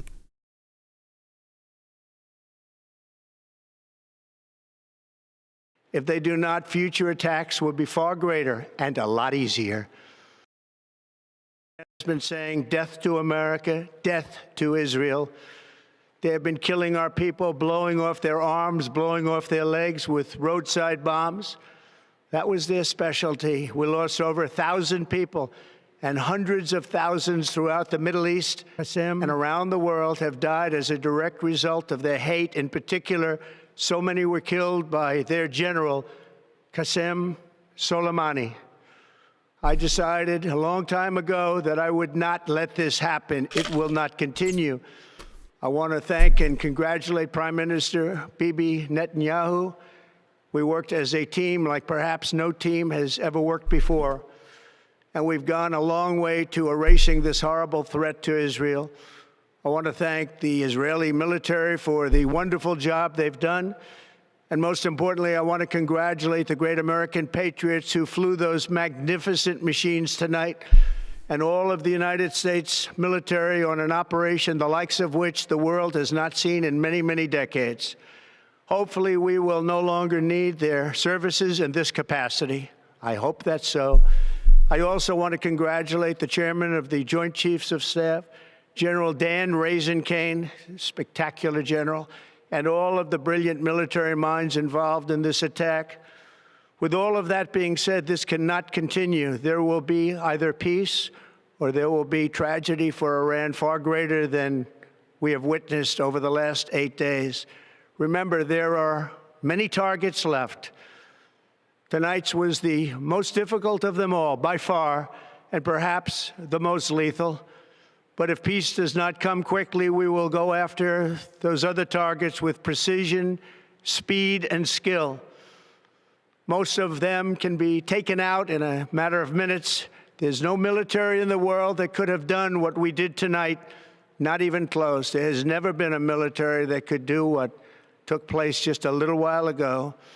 Tomorrow, General Kane, Secretary of Defense, Pete Hegseth will have a press conference at 8 a.m. at the Pentagon. And I want to just thank everybody, and in particular, God. I want to just say we love you, God, and we love our great military. Protect them. God bless the Middle East. God bless Israel. And God bless America. Thank you very much. Thank you.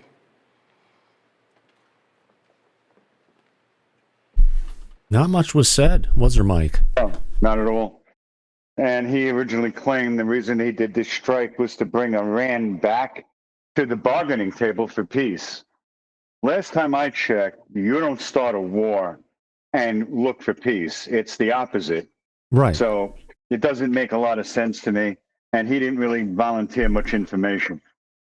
So this is not going to go away. This is not going to be like it never happened.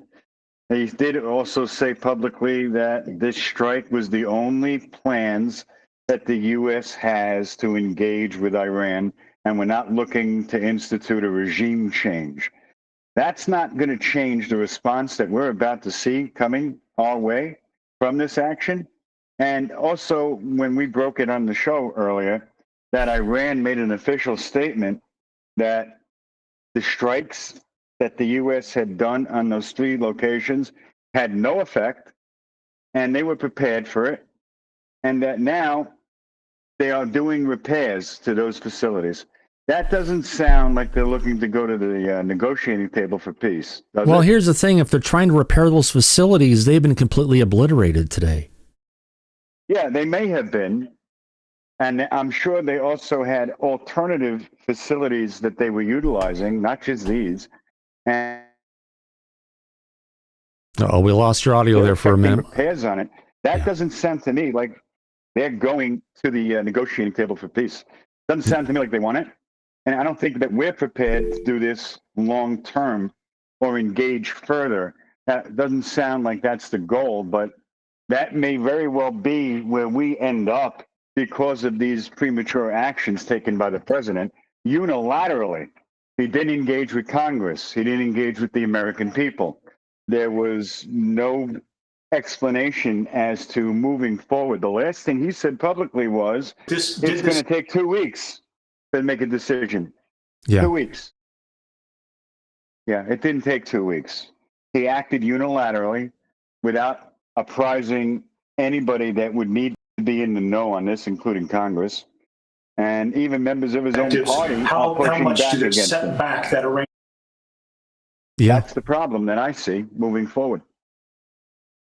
I don't think this is going to have a good outcome, which is why I was asking Gene in his former role dealing with Shell Oil. And the Yeah, oil okay. industry. Correction, Mike. I What- believe just coming in from our legal checkers in the back, they said it was not in 2 weeks, but up to 2 weeks. Right. Yeah, that sounds to me like cutting hairs, but the goal, at least for the average person listening to that, would say that it sounded like 2 weeks to them. So, Well, it look means before that- look before it was, hey, yeah, I guess, yeah, it could be up to 2 weeks, but it happened a lot sooner.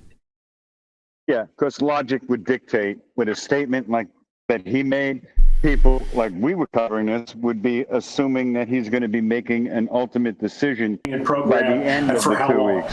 Mm-hmm. Well, But wouldn't you instead, think, he based decided- if they were able to hit the Fordo facility? Go ahead. Yeah. The problem is that now that he did this, we're going to have to deal with the repercussions of it moving forward. Yeah. If I can jump in, Mike. Go ahead. Yeah.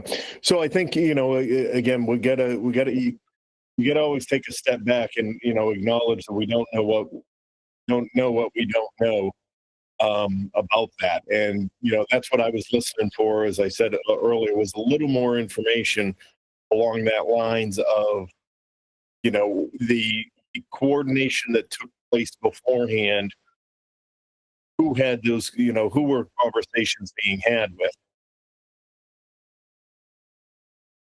Thomas, we have audio leaking into Sorry, the I thought I had that turned right off for now. you guys in the back. Let me double check to make sure it's not leaking. Sorry about that, guys. I was trying to get the video going without impacting the audio. Let me make sure that you've got the right one, Meet. Okay. I'll double check it again. Thanks, Mike. Go ahead. Yeah, no problem. Sorry about that, Abe. Go ahead. Continue. Yeah. So I was saying, we've got to, well, you always have to step back and give yourself the old, well, we don't know what we don't know. And like I said, what I was hoping to hear from was some of that, that behind the scenes of particularly who he spoke. And it seems, obviously we didn't get any of that. So I think, Iran's response that, something happened. Well, we'll just clean it. We just got to go get some mops and brooms and we'll be back going in 10 minutes. Again, you can't take that. You can't take those statements at face value. Quickly, you guys can hear that now, right? Yeah, it's bleeding through. It is still bleeding through. Sorry about that. Hold on. I'm trying to figure it out here. Go ahead. There we go. So I think the next couple of days, as video and everything starts coming out, we start getting a better feel for what's happening on the ground as that starts coming. Obviously they're gonna rush to release. The U.S. is gonna rush to release those damage assessments and those photos of the explosions and things like that. And we'll have to balance out, the two extremes of we've annihilated the program and it's never coming back, to Iran. So we're just going to fix it up and it'll be no problem. So like anything, the truth's always somewhere in the middle. Well, right now, the truth seems to be that we opened ourselves up for attack. It seems like Iran is not caving with their position on this. And whatever actions the president took, we're going to be dealing with that, I think, from this point on for a long time to come. I don't think this is going to go away overnight. Do you, Abe? No. All right, quickly, can you hear the audio now, or is it quiet? It's quiet. Good, thank you. I finally found the right one. Abe, your thoughts on that, my friend? Sorry, repeat the question. It's kind of loud here. I am trying to pay attention as best as I can. But my immediate thoughts on what President Trump said, he brought up Qasem Soleimani. I don't think that was necessary because now it seems like you already killed the guy. So why are we even talking about him? I didn't get a lot from what he said. I didn't learn anything new.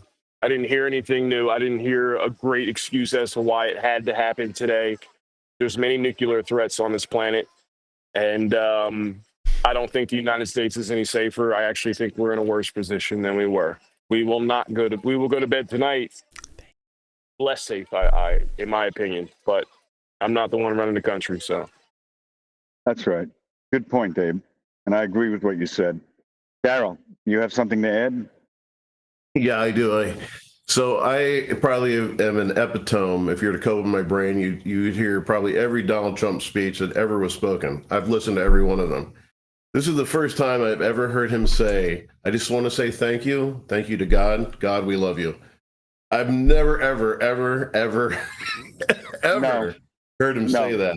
And at first I'm like, he's recovering. He meant to say, God bless America or something like that. But then it made me start thinking, because all of the Iranian regime that's in control is religious. Yep. And this is is this his way of like rubbing it in? Like, we love God. It's our God. We're going to overcome. I'm just wondering, because it feels a little bit like maybe putting the knife in the back a little bit. I don't know. It could be. But either way, it means we're now exposed to retaliation coming from Iran and members of the Middle East because of this. That's not going to be resolved overnight. I guarantee it. It reminds me of when Bush said, he called it a crusade. Right. Our crusade in the Middle East.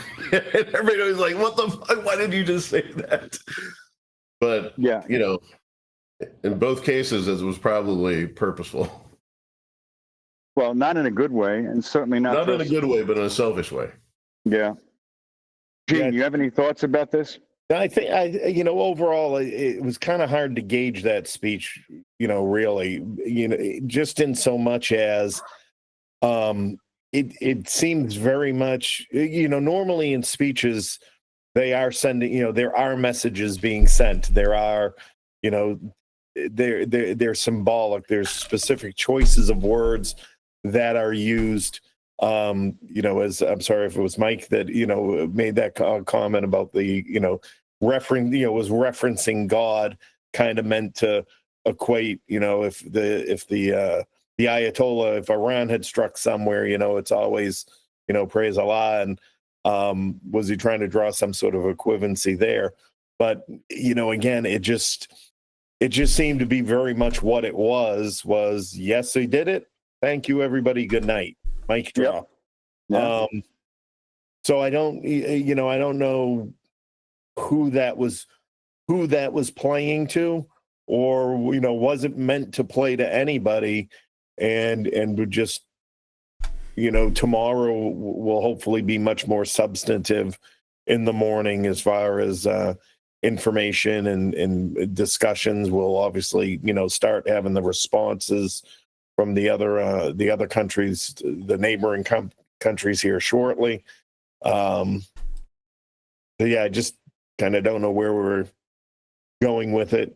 It didn't give it didn't give the warm fuzzy to the people, people like us who are like, oh, all right, what the hell's going to happen here? I think there was just I think it was a bit of a missed opportunity to set the tone for the coming days, and it just really fell flat as far as delivering anything to grab onto and say, oh, okay, this is this was well planned, well coordinated, and wow, what a surprise. Yeah, it doesn't sound like it was a surprise to him. That's the problem. Well, and I mean, it was very much focused on, well, you fucked around for years. Now you finally found out. Like, okay, but there's a lot of other questions we need answered right now. Yeah, like we know we're going to have retaliation from this. We also know, and I can confirm, Iran's position on this is they're not backing down. They're not changing their position. They're not going to be cowering to the peace table to negotiate anything. And as a result of that, he's probably going to have no choice than to resume open hostilities between us and Iran, especially after we have military targets hit, as soon as we get embassies that are going to be overthrown or attacked, or if there's anything that occurs here in this country, I guarantee you that's going to mobilize him to continue to attack and hit Iran moving forward. Well, and the other thing that struck me, and we touched on it in the earlier show, was this idea that the call for the U.S. to drop these bombs was really based upon Israel's inability to do it. Israel couldn't get in there; they couldn't, do anything to hit those sites directly. So again, is there more of a master plan? Are we going to see some sort of significant escalation from the Israeli side, where we kind of went in, we kicked in the door. Now are they going to walk in? Is that the plan? Oh, I don't think so. Yeah, I don't think it seems that way. I know we talked about this on previous shows when we were discussing the situation with Israel and Iran. His good friend there, Bibi Netanyahu, he's facing turmoil at home. As soon as these hostilities died down, they're trying to remove him from office. So the only way for him to stay in power is to continue, which is why he moved forward and attacked Iran openly. That hasn't stopped. That's still a situation that he has to deal with in Israel. And I'm surprised that he was able to leverage Trump into doing this action that would now drag us into this ongoing conflict. Yeah. I just asked Nat, by the way, because she's always on the Russian media, and she said outside of them, just it's what, 3 a.m. there now anyway, plus 7 hours from 10 p.m. So it's 10 p.m. We're on East Coast time plus 7 hours. I'm no good at math. She said, yeah, they're just generally reporting it. So we'll keep an eye in the morning for see what the Russian media actually says, because we get quite a few laughs in the difference in what we hear in news here and what's being reported from there on world events. But that'll hopefully, again, we can reconcile that to get an idea of some of the other players that might dip their toe in the water now.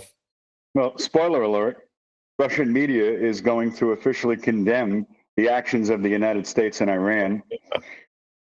So that much is pretty much a given. It's going to be the typical Russian rhetoric. Well, let's see what China says next, Mike.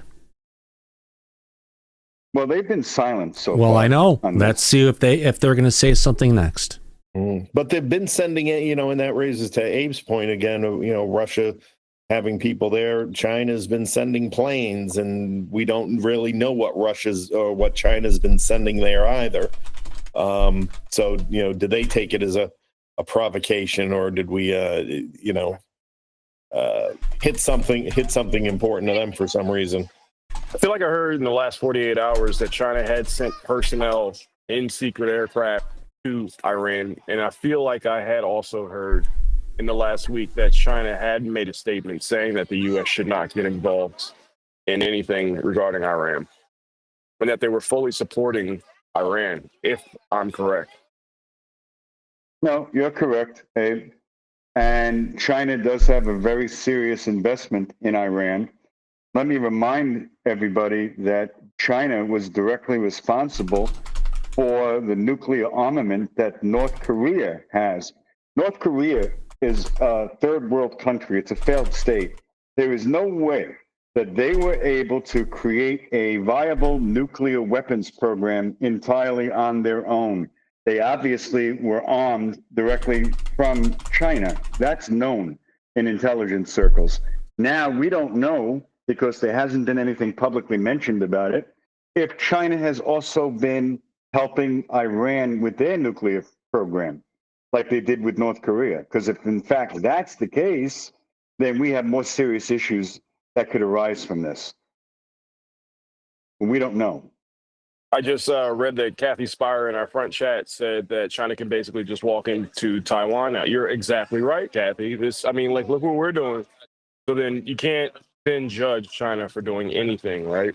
Because we're actively bombing another country that wasn't doing anything. So what's wrong with them doing whatever the hell they want, right? Yeah, but I have a feeling, and I've also heard from sources, that China has an agenda and a timetable as far as reclaiming and reunifying Taiwan.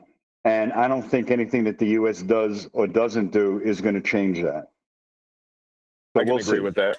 I can agree with that. I can. Yeah, and I think that time frame was somewhere in the 26, 27. Yeah. You know, because last I remember, it was, a little, they were saying within 6 years. So Yeah, yep, you're correct, Gene. That's accurate.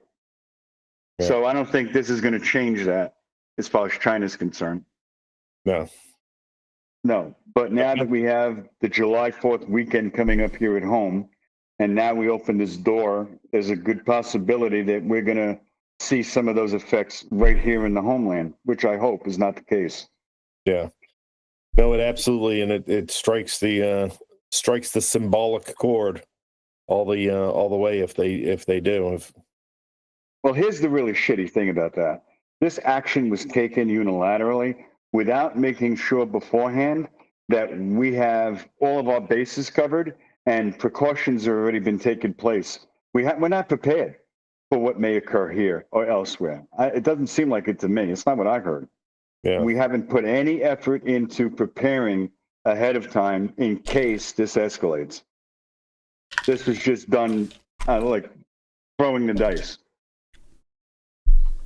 which is a scary thought, that we're now in this, committed to it, and we don't have the necessary precautions in place to prevent retaliation, not overseas in the Middle East or not even here at home.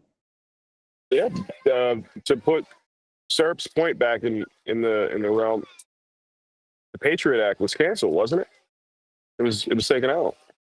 So we don't even have a Patriot Act. Like, what are we doing, like you said, proactively to ensure that nothing will happen? I heard the NYPD first one to roger up before any other agents here around the country is saying, hey, don't worry, we're taking precautions. But what do we have in place right now to protect us from this? I can tell you that as far as New York is concerned, the precautions that have been running since 9/11, that hasn't changed. Whatever's been in place the whole time is still in place. And if anything was to occur, we would get at least enough of advanced knowledge and information to be able to deal with it effectively. And it's also something that New York is not going to make public. They don't make statements in regards to intelligence like that. That's what I love about New York. And I'll tell you, Mike, from a personal perspective. So we're there monthly, if not a couple of times a month. And this past weekend, Nat was there for 3 days. I didn't go with her, but she said there was a marked difference in the subways and all around it. Much more. She felt like there was much more security out and about. So that's kind of from somebody who's pops in and out once a month.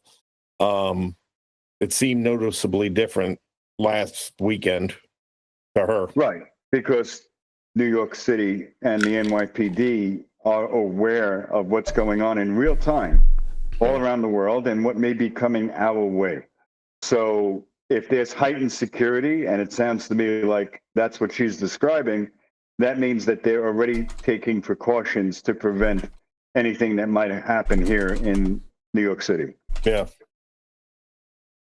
It's something that we're not anticipating. Nobody in the public thought that we would get involved directly with this because the president had made points earlier that he was still up for deliberation. Yeah. And obviously that didn't happen. And even members of his own party in Congress are speaking out against this. Not a good sign. There's no uniformity, no cohesion within our own government on this action. Yeah.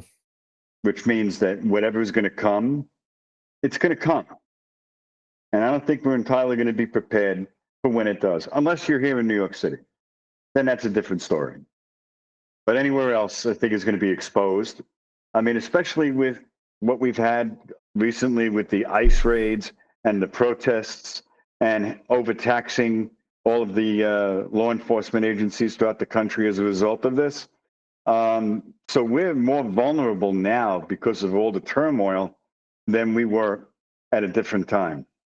That's why I question the logic of taking these actions right here, right now that we did. Yeah. I mean, do you think there's a scenario that exists that as a result of those ICE raids, there was, information that might have been developed that informed the immediacy of feeling like there needed to be action? The only thing that would, and I mean, look, it sounds to me like President Trump was relying very heavily on intelligence coming from Israel.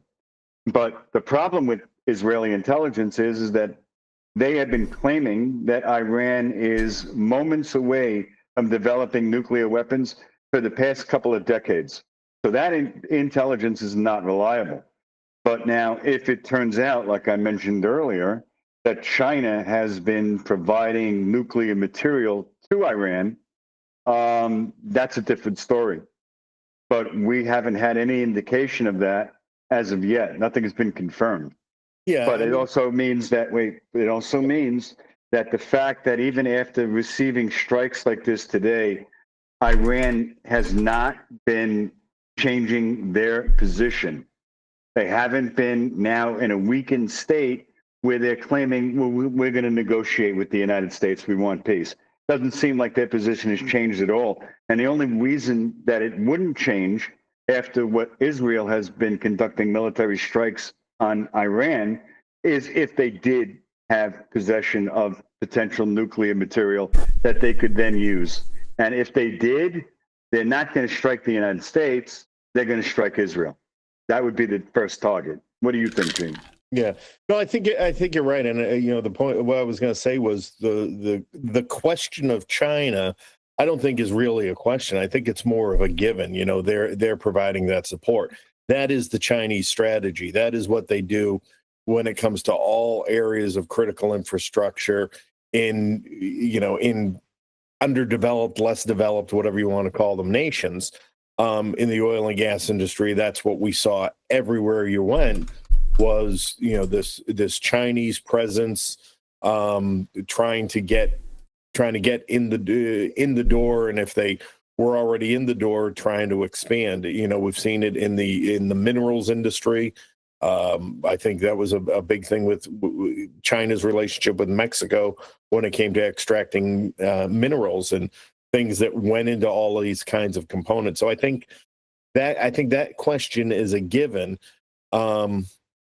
That yes, they are the most likely suspect in who helped develop it or provided aid and or resources. The outstanding question is then how public do they want to be?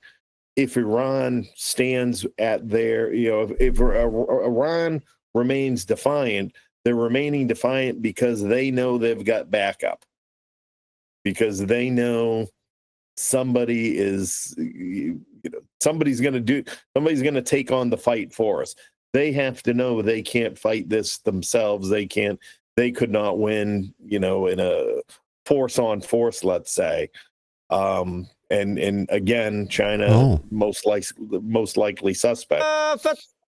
All right. Really quick, I've got a breaking news in here. Coming from Yemen, looks like they've also done a statement. It hasn't been translated yet. Basically, purportedly saying that Yemen is ready to attack American ships and warships in the Red Sea. So there goes the escalation. Right. And we broke that when we started the show tonight. Yeah. Well, we were talking about the Strait of Hormuz and other place, but now there's actually statements that are being made. Yeah. At least we have video coverage of it. Yep. So we know that this is not going to be over with from Iran or their allies. No. Didn't Trump say that's why he attacked Iran, to stop them from talking shit to us, right? But look what that just did.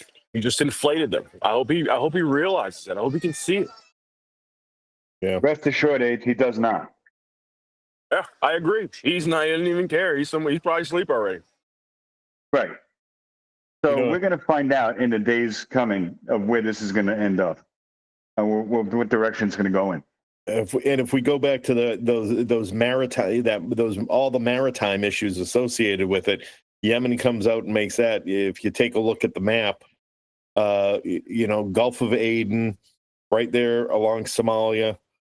I mean, Abe, you could probably speak better than I can, at least in terms of recency, as far as the continuation of the Somalian pirate threat in the region. Again, I've been out of the game a little bit when it comes to that. I was in Somalia in '99, or sorry, I was in Somalia in 06. 06, 07, I was there. Somalia. Yeah. So, but again, that was constantly a problem when it came to the shipping channels. Yep. So now this is a bad deal. I agree with you 100%. Yeah. I mean, that's a bad scenario right there to have both of those. I served in the Navy and the Army, and I'd hate for one American. I'd hate for one ship to have a scratch on the paint from hostile fire. Yeah. It's a nightmare scenario, and it didn't need to happen. We could be cruising through the rest of this night around the world chilling, and now look where we are. Back to another war in the Middle East.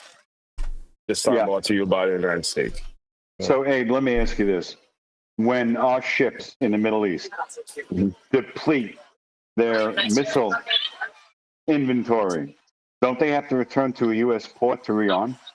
No, we can get other ships to bring us out more munitions. But I mean, that's not safe. And then, you think back to World War II, where they were running convoys of ammo and supplies back and forth. Again, those were getting hunted down by U-boats. Today, we live in a different world where we really don't need U-boats. Look at Ukraine. Ukraine sank the flagship of the Russian Navy without a U-boat, without a submarine.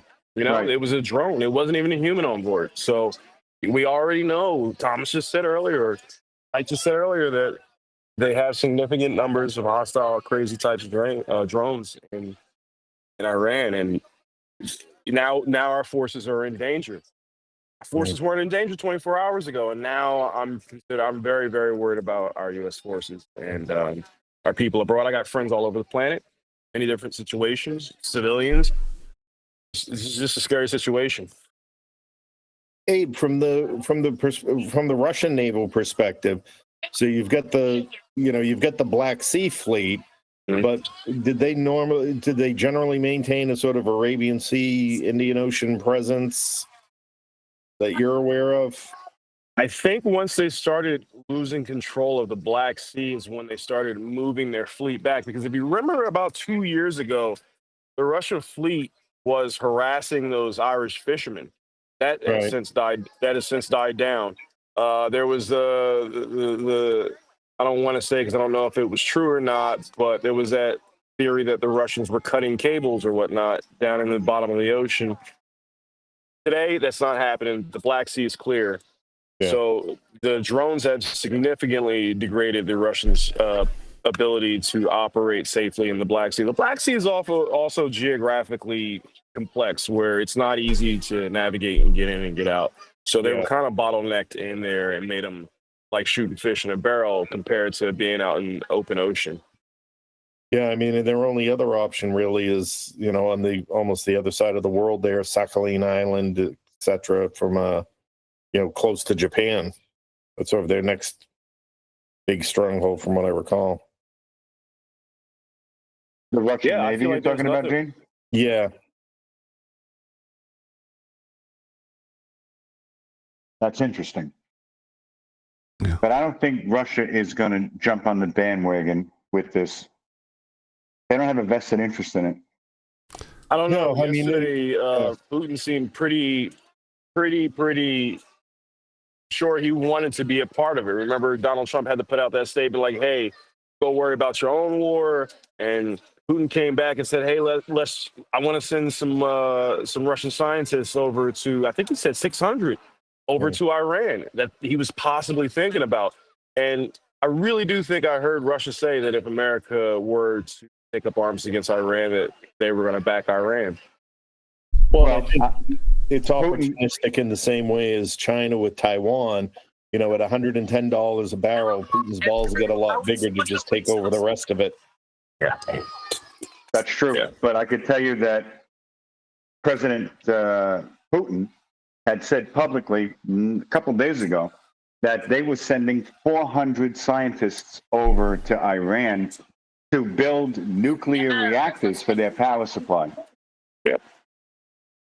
But I don't think that'll get Russia to openly challenge the U.S. I mean, I know they're going to condemn this, but they're not going to militarily strike the U.S. on it.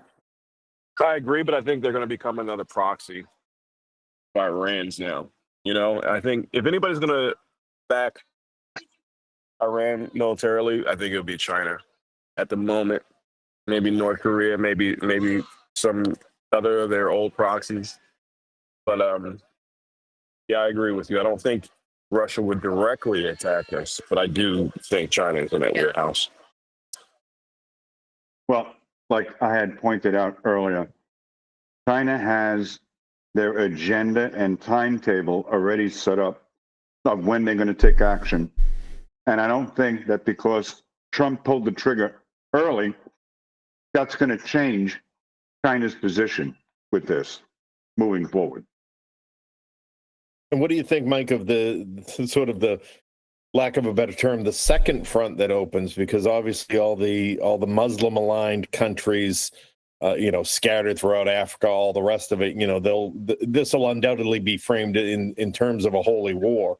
You know, do you have any insights into sort of the other high risk areas that you think or have been hearing anything from, if it, you know, whether as a nation or just because they're affiliated religiously, sort of, how does that dynamic change, do you think? If I could, go ahead, Tom. Mike, I have some breaking news I want to jump into. There's been another statement that's come in from President Donald Trump. Let me go ahead and read this here. I can find and bring it up in a second, but I'll just read it because I don't want to miss it here. Any retaliation by Iran against the United States of America will be met with force far greater than what was witnessed tonight. Thank you, Donald J. Trump, President of the United States. Diplomacy by tweet. Well, not tweet, but he's doing it over on Truth, but... Right. But in response to President Trump's statement, Iran's supreme leader, the Ayatollah Khomeini, has issued a serious warning, declaring that Americans should expect greater damage and heavier blows than ever before. And that's in response to Trump's statement. Oh, really? Nice. Yeah. Yep. So this isn't over, like we've been saying. Yeah. Since this began. Yes, And, there we go. I'll bring up the image of it rhetoric, that was sent. There we go. All the rhetoric coming from the president is not going to be changing actions coming from Iran. Oh, this thing. Oh, God. It's like the tweet war we just had where he was practicing with Elon Musk. Oh, yeah. Check your DMs on X and you'll have the breaking story. What are they about China?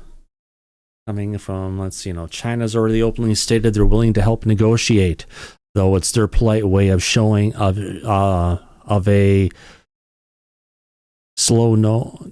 Oh, it doesn't matter. It doesn't make sense. Yeah, just some words coming in from Alan Levine. Interesting, but yeah, Go ahead, Mike. Sorry about that. It's a nothing. No, I did. Yeah, check your DM. You could pull up this announcement from Iran. Yeah. And as far as China is concerned, it's just confirming what I've heard from my intelligence sources, that they're on their own timetable, and nothing that we do or anybody else does is going to change that.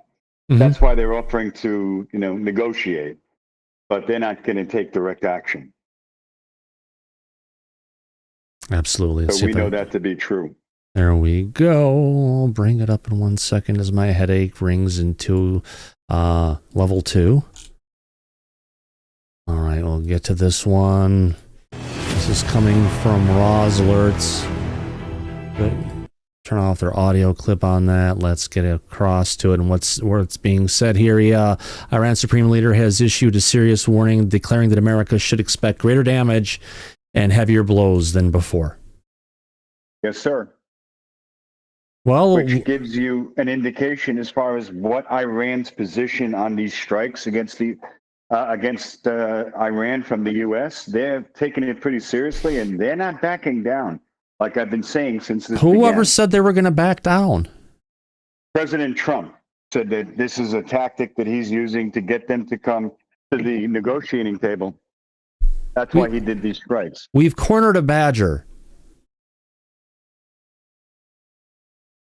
And your point is, we've cornered a badger, and you think the badger's going to give up and just roll over?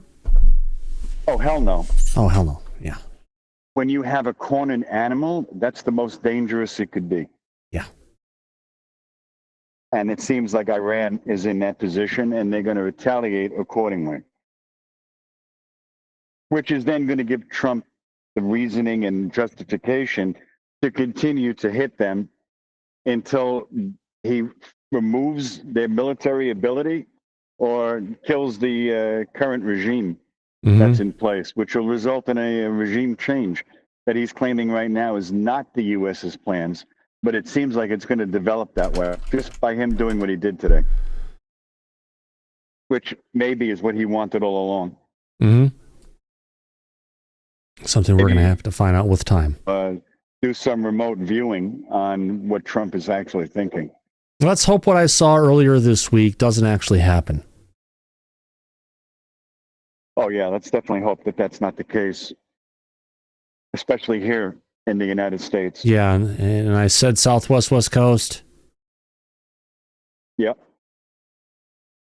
But the group Anonymous, which are a group of hackers that are decentralized, had made an announcement a few days ago that they have evidence that they uncovered that there is going to be a brutal attack that's going to be coming, and lives will be lost. And we covered this on the show. And they said that they're going to be releasing this information around July 4th. And they said that it's going to involve a Middle Eastern country that's going to be named as the perpetrators of this act. But in reality, they have proof that it's a military ally of the United States that is actually behind it. And they also said the reasoning how this military ally of ours, and I think they were talking about Israel, is they're able to have this control and leverage over the U.S. is because a lot of the elected officials, they have blackmail and leverage over, which is why they're going to perpetrate this false flag operation. Now, it sounded when this came out like a lot of rhetoric, but considering the turn of events that took place today, there may be more to it than meets the eye. We're certainly going to find out either way. Yeah, that's true. It's a scary thought, though. It's a scary situation no matter how you look at it, Mike. I know. And this is sounds like the beginning of a new shit show that we're all going to be involved in, like it or not, and have to deal with the consequences of, like it or not. Yeah. And at the very least, again, and Gene could back me up on this, we're going to first start to feel the effects at the gas pumps because of these actions. Right, Gene? Oh, absolutely. Absolutely. I mean, we have a little bit of a buffer. You know, we have I texted Nat. She was upstairs. I was like, if you're dressed, go fill up the gas. Go fill up the truck now. Right, because didn't they go? Wasn't it underneath the what do you call it? The Biden administration that we ran our strategic gas reserves dry to go ahead and help with something, wasn't it? Yeah, correct. So yeah, and again, there hasn't been any news about it, and you would hope when we hit some of these low prices that we have since the beginning of the year. You mean here? I'm like less than 15 cents away from $5 a gallon in Washington State. It's a blue state, and we pay a lot of taxes here for gas. Yeah, well, and that's the breakdown a lot of people miss is the two things that make up the biggest portion of the price of the gallon at the pump is the taxes and transportation. Mm-hmm. So the distance you are and how long it takes and the method by which the finished product gets to the pump. I think last I knew, it was like that's about 20% right there. And then when it comes to taxes, everybody throws their little 0.5% here, there, at every meter station along the pipeline, and then you got $5 a gallon gas out in the West Coast. Yeah. Well, here's my question for you, Gene. Here in the United States, even if Iran was to and the Yemeni Houthis were to effectively shut down the Strait of Hormuz, would that have a direct impact that you're aware of here in the U.S. as far as our oil reserves and refinery? So it's not an easy answer, but technically no, because we've lived since 1979. Iran is an embargo country. None of our oil-related products come from any Iranian oil products. The problem becomes that doesn't apply to the rest of the world. And so where we have these great deals, let's say like with Nigeria, now the demand for product that isn't going to flow out of Iran, that the problems that will come from the shipping delays, that whole cascade of from the ground to the pump, all of those interruptions then begin to back up along the way. And so, if we go back to George Bush and you remember the president of Venezuela, calling him the devil at the United Nations. I forget what year that was, right? Yeah. But he could talk like that because I think even at that point, oil was like, close to 120 a barrel. Right. And that ultimately is why Venezuela collapsed. The economy collapsed the way it did, because at 120 a barrel, they could provide all sorts of social programs that were paid for that weren't so easily paid for at 70 a barrel. So it's not so much as, the cost and all of that isn't so much as that we're directly dependent upon it, but the value of what's sitting out on the water right now sharply increases because of all these delays, because if you got to understand the industry, they don't produce until there's the demand, and it's a very delicate dance. And when on the maritime side, when a ship is full of product, be it crude or LNG or gas or whatever it is, that ship sits out there until it has a buyer, and then it becomes a bidding war of who's going to get it. And that's what these oil and gas trading centers in London and The Hague and Singapore, that's what they're watching for, is how cheap can I buy this ship for, and what's the closest location I can get it to do what I need with it. and not all crude oils are equal, and not all crude oils can be processed in this, in a refinery. Russian gas is, they'll often call it wet gas, or it's wet gas, or dirty crude, as a sort of a weird statement. But, it's very high in sulfur. So there's not a lot of places that can refine it and things like that. So it is a very fragile network. And that's why you see these fluctuations like you do. It's got nothing to do with price gouging and people trying to make a buck or whatever. And I think that goes for most critical infrastructure. You hear about it just in the power grid system, and how surprised people are when there's major blackouts. Yeah, because one thing went down. These systems are so on a thread. Anything throws them off. Yeah, absolutely. So Mike, correct me if I'm wrong. Yeah, what I wanted to ask Gene is a follow-up.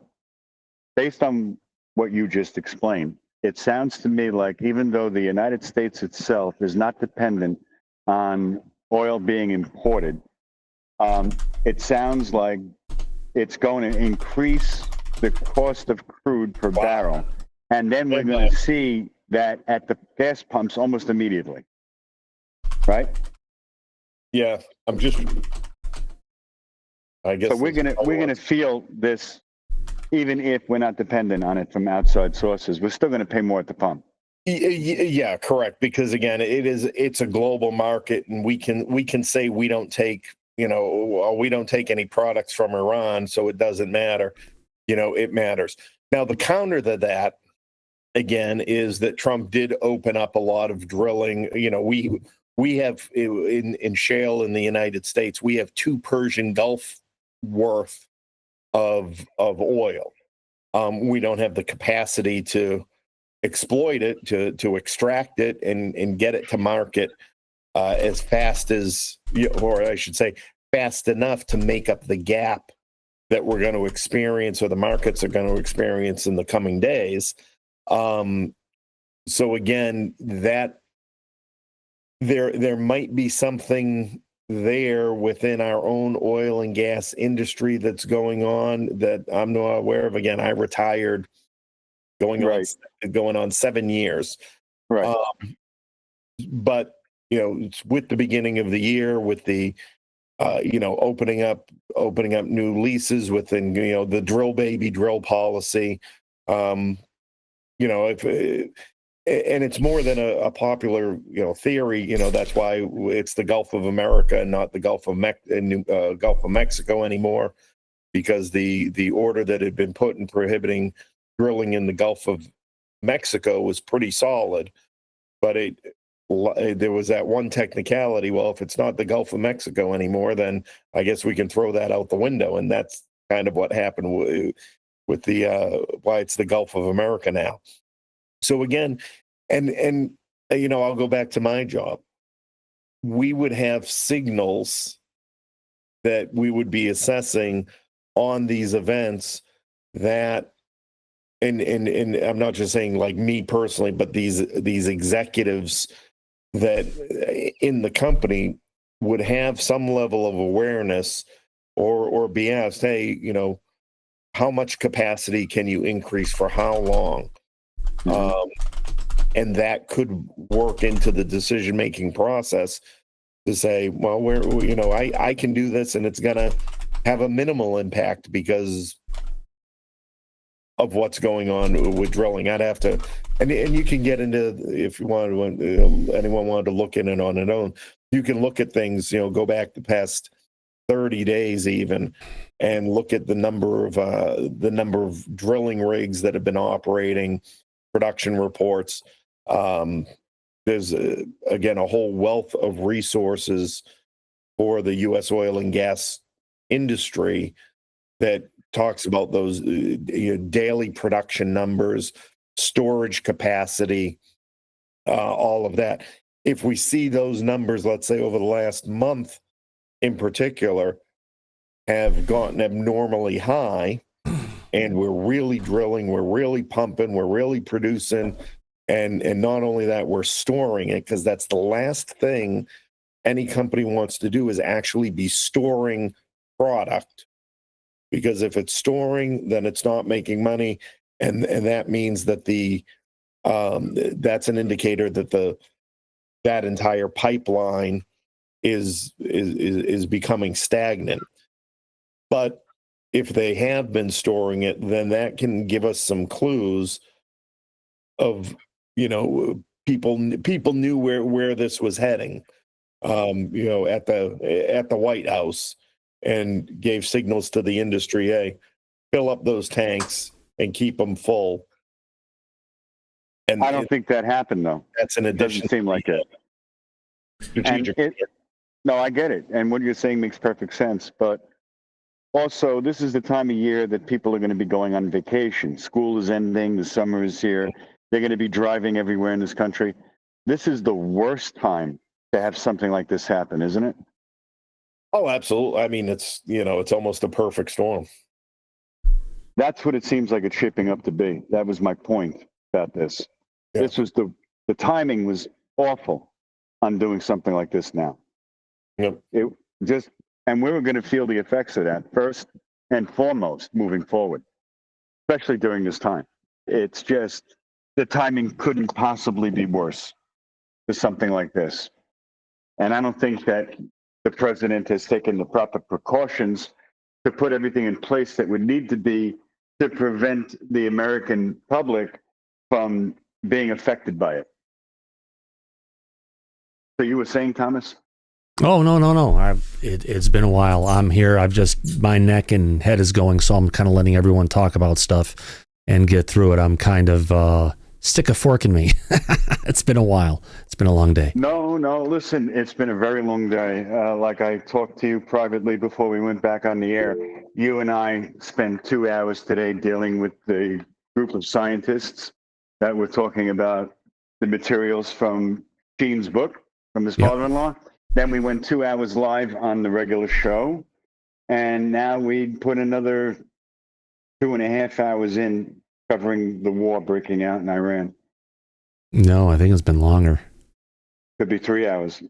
Yeah, we started this one at, what time was that? 5:40. Okay, 8:40. So yeah, it's 2.5 hours roughly. Yeah. So that means you and I have a total of almost 8 hours we've been live. Oh yeah. Involved. Yeah, all day today. It's been a busy day.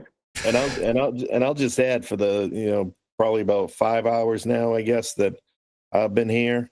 Abe is looking chill everywhere he is. He's got the palm trees and clear sky. Right, not to take away from the severity of the moment, but if I want to do Crisis with Abe. Oh yeah, Abe is in paradise right now. He's in Hawaii.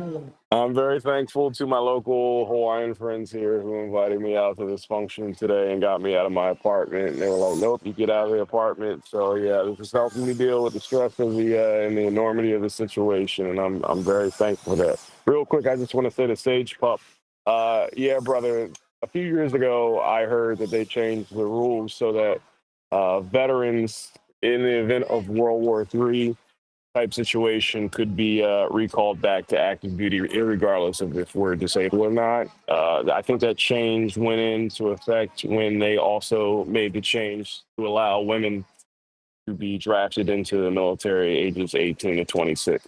So yeah, it's going to be a different type of war. Let's just hope we don't get the boots on the ground, my friend. I'm praying for that. I'm praying for some type of resolution.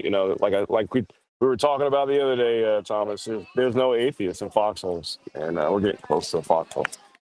No, you're telling me. Any final thoughts from anyone tonight? Because we've got a whole. We could stay live forever, but if this is going to be going on for a long time. This isn't like surprise. It's over with. It develops. Yeah. And there was a member of the audience that just made a statement that the gas pump prices are going up already as we speak. All right, let me check. See where it's at. Hold on. Where I get the cheapest gas anywhere is, of course, your local Costco warehouse. Everyone knows that. I've been a member since 1995. Not that one. Let's go to, let's see if their prices have gone up yet in the area. Everything from them is run by computers, so probably all gas stations are. Let's get into here.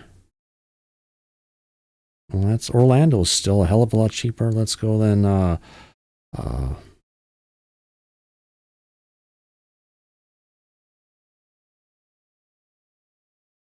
Nope, gas prices have not gone up yet. All right. Maybe at some independent stations they possibly have, but they probably like anything, people take advantage. But I'll just start and closing for myself. The words of wisdom, words of advice. I always say that the truth is somewhere in the middle. We can only control what we control. So in any situation like this, the number one thing to worry about is just your family and making sure that you as an individual are doing all that you can to just be aware of what's going on around you, and go on, continue and enjoy life, enjoy what you can, be smart, be a little more conservative when it comes to that. Live within your means. I'm sorry? Live within your means, most importantly. Right. Live within your means. I don't think there's a necessity to run to the bunkers and, toilet paper and all the rest of it. At this point, take a step back, take care of yourself, your families, your neighbors. If everybody just focuses on doing the best they can for their neighborhood, then whatever happens anywhere else becomes a lot easier to deal with. It's moments like this are really about self-care, self-psychological care, and all the rest of it. Absolutely. Not a one of you are going to change what's going to happen.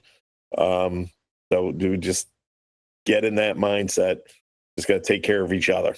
Absolutely. Thank you for those wonderful, warm words, my friend. Absolutely, Mike. Yes, sir. Any final words from you before we call us a close? Yeah. Yep. I would just let the audience know that as things develop, we will be here and covering it on the show. Yep. So stay tuned. We'll see how things develop, and we'll provide that information to our audience moving forward. Absolutely. And different show, although same logo, but either way, I just want to say good night, everybody. Have a good one, and we'll catch you on the flip side. Take care, everybody. See you soon. Thanks. Bye-bye.